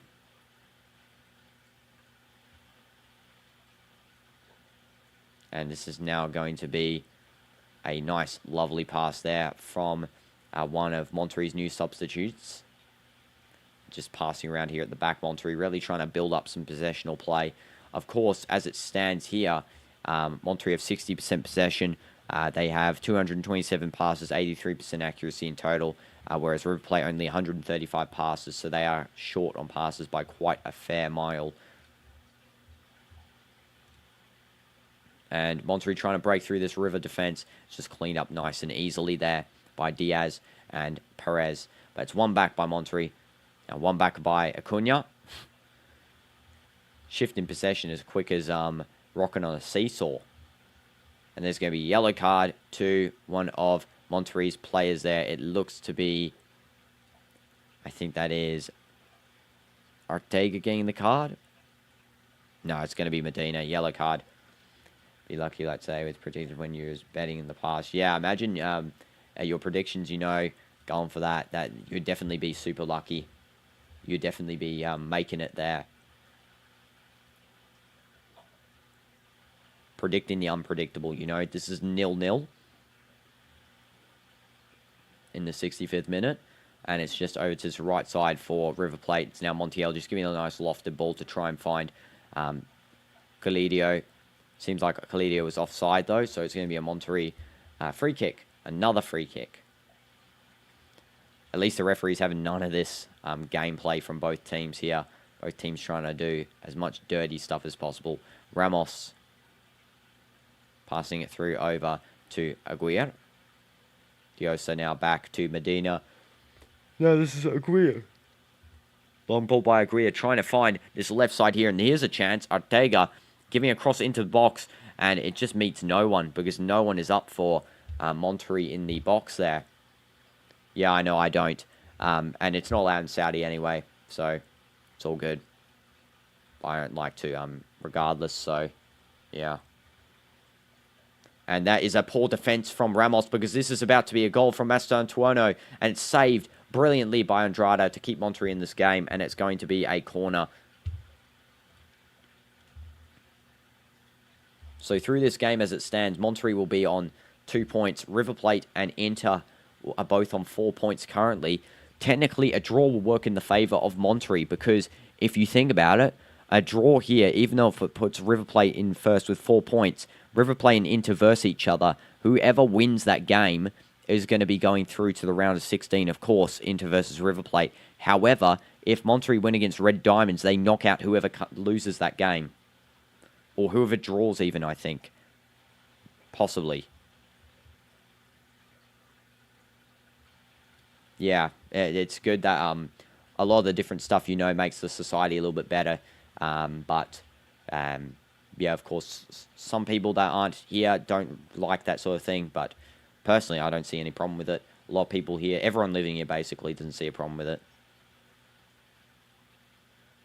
Ramos kicking the ball down the field, and that is going to be a nice play on for Monterrey, and he's actually told to get up there, Oscampos, because it looks like he's dove, but he hasn't really. I mean, he's literally been held straight on down there. Throwing for River Plate. Oh, so tired, guys. This one's going to be done very soon, though. Could be a draw into game, then Monterrey will have to win with 2 goals. Yeah. Red Diamonds have been unlucky so far. I don't know if Monterrey will allow the same that Inter did today, because Monterrey definitely a more fluent team. Monterrey got the hard thing done anyway on getting, you know, the point against Inter. I feel like that was the harder thing to do. Though this River Plate side is looking pretty dangerous. Inter in that Monterrey game were better than Inter in the Red Diamonds game. I will say that. But yeah, if Monterrey does have a Inter River Plate draw, they will have to win by 2 points. I think it's possible. I think as well that River Plate most likely will win against Inter, just based on that fact. That they are, you know, a very solid team. You think Inter go for a draw with River? Yeah, I think Inter will try and park the bus a little bit. They'll play a couple more defence than they did this time, because, of course, to Inter, a draw might be essential for them, because River Plate's such an attacking side. Yeah. Yeah, definitely everything in Monterrey's hands there. 5-0. You think it will be a 5-0 game? Okay, wow. Yeah, I do think Monterrey will get a couple of goals against Red Diamonds just because they look better than Inter. Like, for example, what they're doing with River Plate here, really just playing at their own game. Because we know that River Plate Boca play with the aggressive, you know, foul gameplay. And it's like they've just switched the switch on here. Monterrey are doing the exact same thing back at them, not taking any chances here. And that's what we love to see, you know. Yeah, Monterrey calculated that draw with River, yeah. I think it's important, you know. That's why I feel like Monterrey are subbing on more defenders. Because they want a draw here more than a win. They subbed on 2 midfielders and an attacker, but those midfielders are defensive midfielders. Johan Rojas maybe more of a more central midfielder rather than a... Yeah, he's more of a left wing back, actually, if anything. Johan Rojas, he can play AM. So they've played players that can defend, can attack. So counter-attack is definitely an option still viable for Monterrey, and that's why I think they're playing. They're playing park the bus really until there's a viable counter-attack, because it is here clear that they're playing, you know, 5 at the back and 1 DM.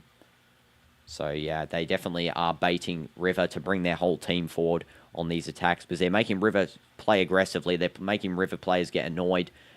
They want them to start playing up the field higher, and then they just go for that quick counter-attack like we saw with Olsen Hyundai and Fluminense, and then it's all over. River Plate will concede. But River can't need to fall for that, really, if they want to stay in this one. They need a win themselves, more so. I think they'll have an easier time maybe getting a win against into River Plate than Monterrey, because Monterrey are playing, you know, very, like, saw similar gameplay style to them, and that's something that, you know, their gameplay style, just like Boca Juniors, is definitely one to not be reckoned with. Exactly, they know what they're playing, Monterrey. I think this was all, you know, predetermined by the coach.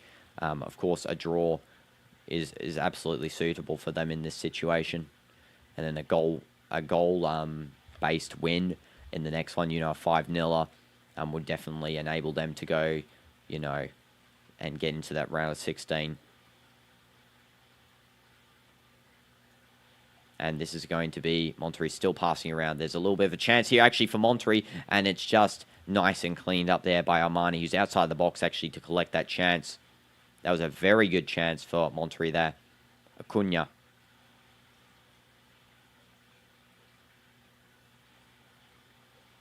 And it's now going to be on this left side for River. Yeah, I think River will definitely knock Inter out of this. I think these teams will knock Inter out of the tournament. I think Monterrey will win on goal difference and get into second. Inter will be knocked out, which will be crazy, you know, seeing a goal difference knockout in this Club World Cup. But yeah, Inter, even, I don't think it's a good idea for them to get into the round of 16, to be honest, just by the fact that their team is not good looking. It will just be an easy win for whoever they're versing, because Inter's team is not looking great. Here's a chance for Monterrey, actually, but it looks like this ball might have gone out for a throw-in. Yeah, it just goes out there. Yeah, Ramos is an old player, but you know, he's looking pretty fresh when he's playing. The only thing is he's made like about 2 mistakes only, but he's looking fresh. In that Inter game, when it was Inter versus Monterrey, Ramos was playing the whole time, you know, continually running around and defending. I feel like that he is sort of like Cristiano in the sense that they can play for as long as they want, really, in terms of age. It's just Cristiano obviously has the knee injury, which he has to be careful of. But in terms of age, Cristiano can play a full 90 minutes and not have to worry about his fitness at all. South America make a deal between them. And this is going to be now River Plate on the side here. Acuna. Acuna, probably my favorite player on River Plate besides Mastantuono. Love Acuna. Such a good guy. This is over here. A nice through ball by Montiel, trying to find the midfield open through Perez, and now this is on the left side. Oh, Oldesy knows more players, yeah. Definitely, so he knows more play styles, you know. He would know how River Plate plays a little bit easier. I feel like that Ramos as well is going to be crucial for, in terms of round of 16 football, if Monterrey get through, because Ramos will know how to deal with certain teams that maybe the rest of his team won't really know how to deal with, because he's played against most of these teams, especially since Ramos's Group E, will be versing in the knockout round Group F, it looks like. So Ramos's team can most likely, if they don't get a win here, get a second place finish.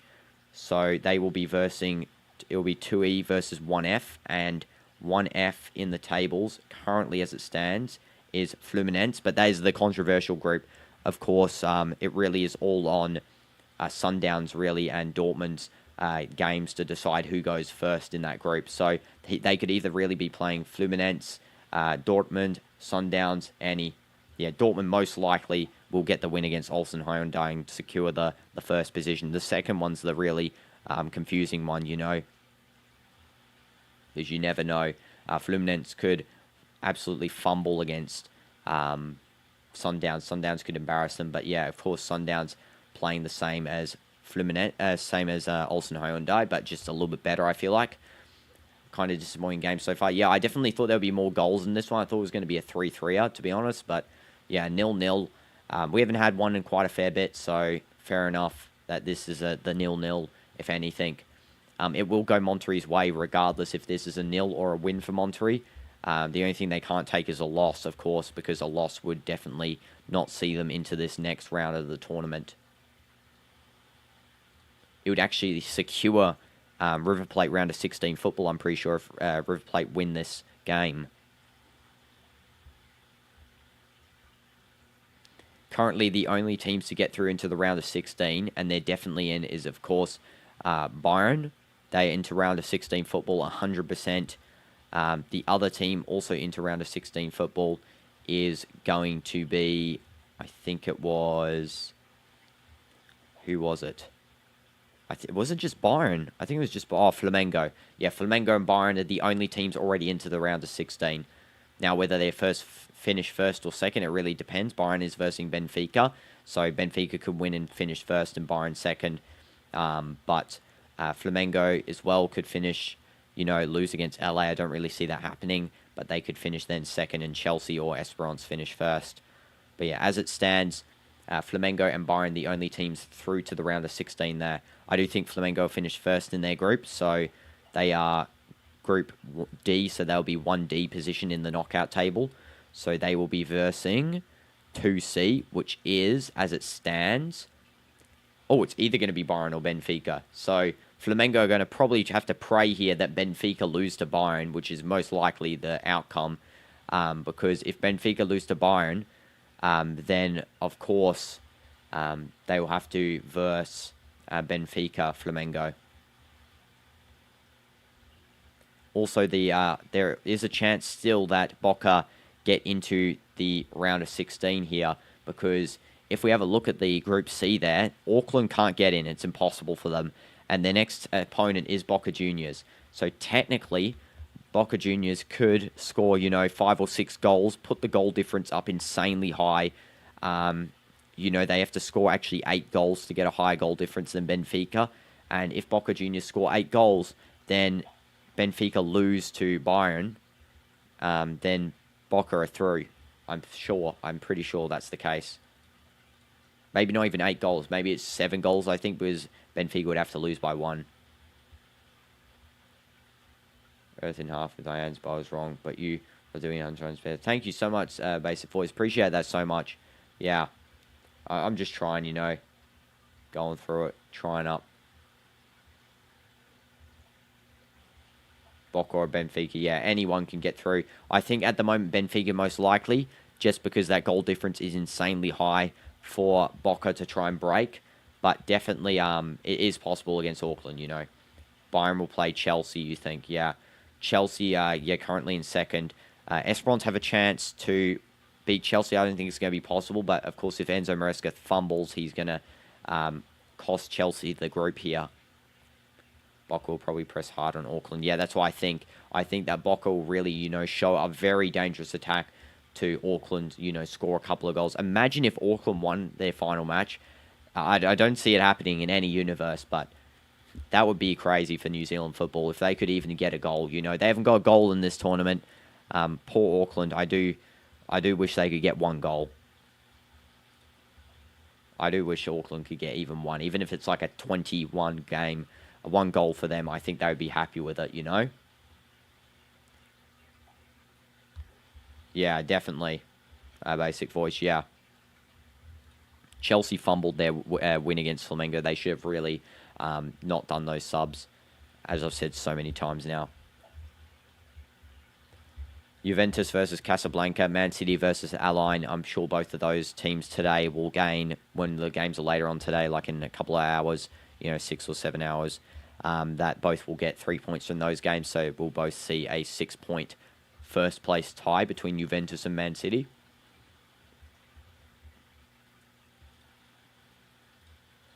Of course, goal difference, the only difference there.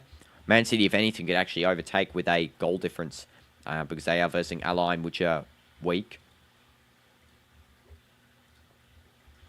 Of course, if Align do win that game somehow, Align's team is very fluctuant.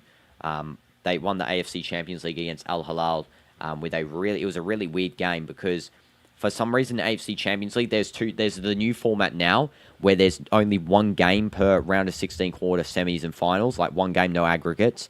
But in the old format last season when Align won the AFC Champions League, the quarters, semis and round 16 all had aggregate, but the final also had an aggregate. And I think Al Hilal won the first leg of the final, and then Align managed to win the second leg, which was really weird. It was something like that. Yeah, Boca will press super hard, exactly. They're going to press, the whole game. They'll play 1 defender at the back.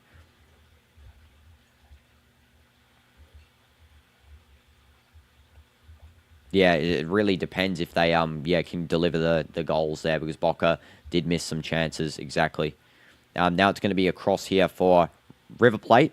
Monterrey. This is their first corner of the game, I'm pretty sure.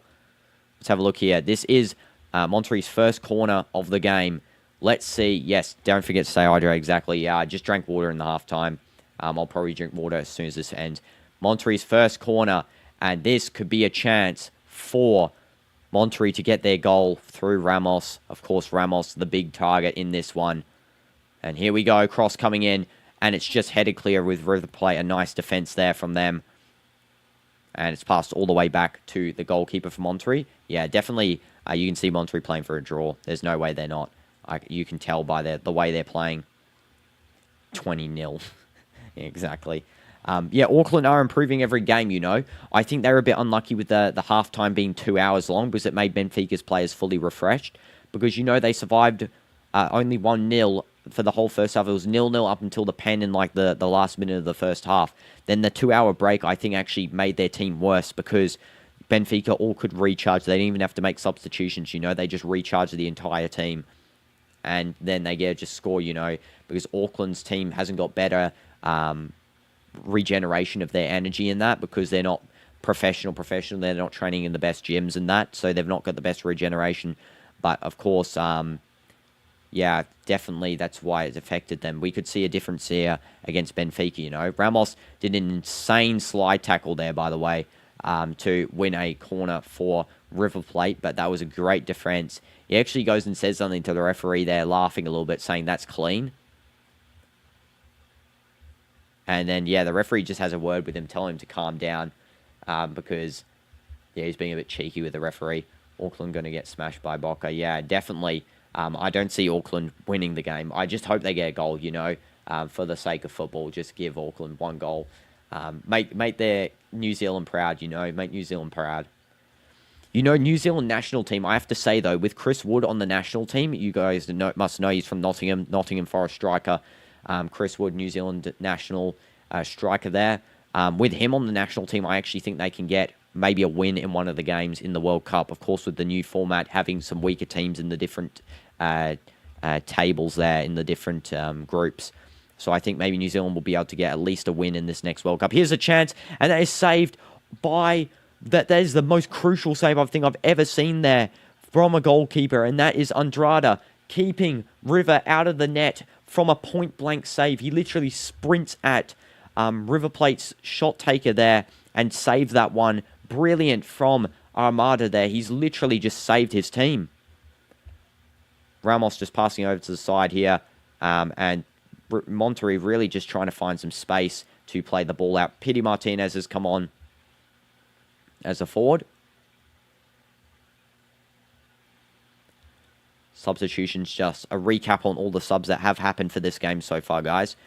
So we have seen the likes of, for River Plate, Ignacio Fernandez and Miguel Borja coming on in the 71st minute, and then we've just seen Vitar in the 84th, along with Pity Martinez, Gonzalo Martinez in the 84th.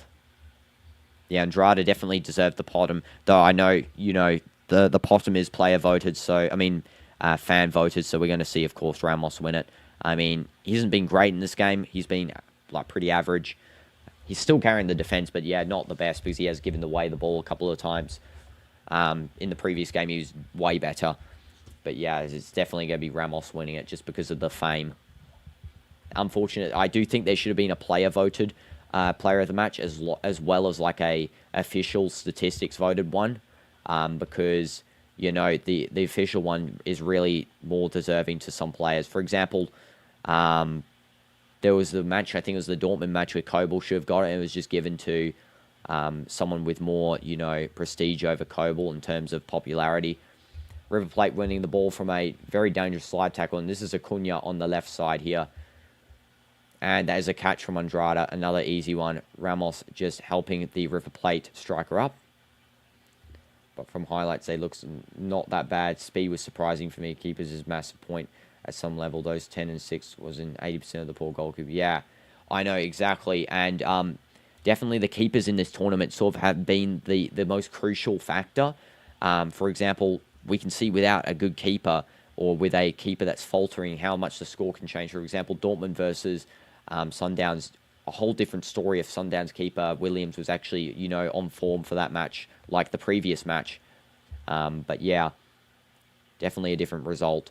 But now it's going to be ANDRADA. Same thing here. ANDRADA on a poor night would definitely be, you know, given a different result here for River Plate. Ramos just passing it nicely over. Yeah, I know. Pity Martinez, ex-El Nasser, definitely miss his presence on the field. He's actually a very nice guy as well. He would always come up and greet the fans, which is cool. Only got played, you know, I think it was like half a season with Ronaldo just when he came on that January loan transfer from Manchester United, the free transfer. And that is going to be one of the saves of the group stage there. ANDRADA's one. A no-look save at that as well. Yeah. That was brilliant. There's class from ANDRADA there. Brilliant save. Smash like for keeper saves, guys. And still, you guys think River Plate 52%. I think this is shaping up to be a 0-0-er. One of the ones in more recent times. The last 0-0 game was how long ago? Let's check. Because there hasn't been one in a while. Let's check here. The last 0-0 game was, I think it was on June 17th. Tuesday, June 17th. Yeah, Fluminense, Dortmund, 0-0. That was the last 0-0 game. Martinez won everything. How old is he? Let's check. I don't know too much. Do I go to every Al Nassr game? No, because Al Nassr's... That's why I was saying as well with the, you know, the attendance of the matches for Saudi Pro League. It's hard because Al Nassr is 5 hours away from where I live. And I'm actually closer to them than some people.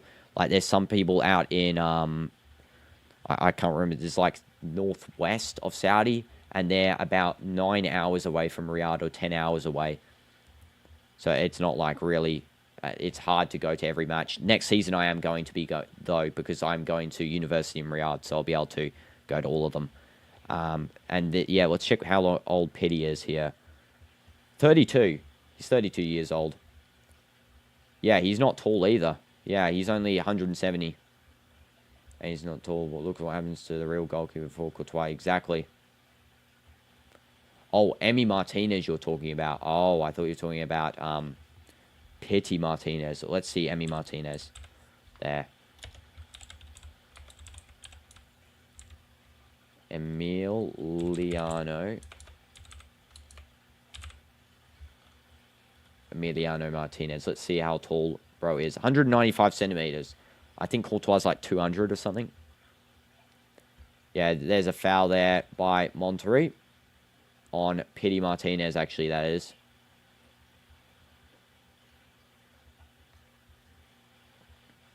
But yeah, Emi Martinez, 195 centimeters, 32 years old. I don't think Martinez is staying at Aston Villa anymore. I think he is going to be leaving Emi, because there was like rumors about him, you know, leaving. I heard that he was going to go maybe to, I think it was Syria. No, could be in La Liga. I don't know. He's going to a team outside Prem for sure. Of course, SPL teams are interested in any player really leaving the Prem. Pity Martinez is actually going to take this free kick for River Plate. Can he score for them? He takes the shot, and it's just cleared away by Ramos. Nice and easy clearance. And this is a giveaway from River Plate here. This is a chance for a good attack. It's going to be a yellow card coming out there for number 22 for River Plate, Castano. Red card. It's a second yellow, and it's a red card for River Plate. River Plate now down one man, and there's 5 minutes additional time here in this game. And it looks like River Plate might have fumbled this game. Yeah, it's just a second yellow there. There's no necessary reason to do that sort of tackle. Yeah, Emi to Turkish Super League would actually be pretty cool. You know, him playing for not Fenerbahce. Maybe Ole Gunnar Solskjaer's team, Besiktas, would be pretty nice, you know. Because I've heard Ole Gunnar Solskjaer has done a good job there with Besiktas. Oh, you mixed the Martinez's. Oh, sorry. No problem. It's all good. Basic voice. There is a red card there for Castano. He'll be missing a match. And that's going to be against Inter as well. So Inter now really have a chance. Yeah, there's definitely a red card. The fact that it's a double yellow means one match missed only, I'm pretty sure. And against Inter, that is going to be big for River Plate missing River Plate player missing that match, you know. That is actually pretty insane. There's also got Galopo missing that match because, of course, he got a accumulation of yellow cards, which means that, you know, he's got too many yellow cards. He'll miss the next game. And yes, this is a good referee. He's been fair to both sides, I feel. Yeah, he's definitely been fair. Yeah, I know. South Americans crazy shouting, you know. There's another yellow card coming out here. Fidel Ambriz. Do I watch Australian football? Like AFL? No, I don't. But the A-League for Australian soccer, no, I don't watch that either. Both, I don't. I'm not interested in AFL. Doesn't look too appealing to me. People in my family do. Me and DinoDoomz don't. Not interested in it, really. Football, only sport I'm interested in, to be honest. Except maybe F1 I'll get into, because F1 looks pretty cool. Basketball is pretty cool too. I did play basketball at my former school. And this is going to be a free kick here. Again, it's going to be Pity Martinez taking this free kick.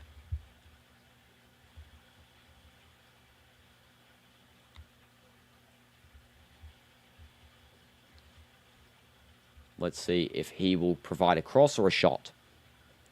The next game after this one will be at 7 p.m. So for people who are using my time, currently it's 6 a.m. So 7, 8, 9, 10, 11, 12, 13, 14, 15, 16, 17, 18, 19, about 13 hours. And it's Juventus versus Wydad Casablanca. And then after that game, it's Real Madrid versus Pachuca. And then after that game, it's Salzburg versus Al Hilal. And then finally, to finish off that set of games, it's Man City versus Al Ain. How tall am I? I haven't measured Mr. Messi in a long time. I'll have to go and check because a lot of people have been asking me. So I'll try and check, you know, before the next time I do a stream. And there we go. That's a player of the match that is unfairly awarded, Master Tuono, which means that a lot of Real Madrid fans are watching this and they've just voted him up. Master Tuono winning it for absolutely no reason. He got 6.8 rating, subbed off in the 84th minute. It really should have been, you know, someone like ANDRADA here, because ANDRADA saving, you know, Monterrey for a lot of chances, you know. Juve easy win, Real need to win, and City will win too. Yeah, easy wins for Juve and City. Real need to win against that game, Pachuca. Hilal, I think, easy win. Yeah, the final game, Hilal versus Salzburg. I think Hilal will win because they've got quality, especially pace. What I saw with Salzburg weakness was that Salzburg were very slow at building up, and their defense was pretty slow. Their attackers are pretty fast, but that's the problem. Hilal have got such fast wing backs with the likes of Renan Lodi and Cancelo that they can just push upfield really quickly, especially Inzaghi's classic tactic of using the wing backs as sort of a wingers as well. El Dosri will be moving inverted, you know. He's very quick. And there it is, full time. It's 0-0 here, Monterrey River Plate. And Ramos just shaking hands with a lot of the River Plate players there, especially Acuna. And yeah, Madrid fans voting up there. I'm surprised Ramos didn't actually win. He must have been a close second for the player voted award there. And I think that the best player on that field was really ANDRADA, if it was a, you know, official vote there from that. Yeah, Al Hilal have to win, because if Al Hilal don't win, it actually limits the spots for qualifying for the next round. Sorry, I kept trying to say phrase. The next phase into, you know, one spot. And thank you guys again for watching. Yes, W streams. Let's go. I will see you guys later this evening. We'll be doing first Deltarune. Not many of you guys, I assume, would be interested in that because this is the football audience, of course. But then If you want, that's fine. You can come in and chat. But otherwise, yeah, we'll be going straight to the 7 p.m. game, which, of course, is going to be a big one. Juventus versus Wydad Casablanca. Today, as per usual, I think it's Wednesday, right? No, it's Sunday. So Sunday has the big games there that we love to see. See you guys in the next stream. Goodbye and good night. Bye-bye, guys. Make sure to like and sub up if you haven't done already as well. W's.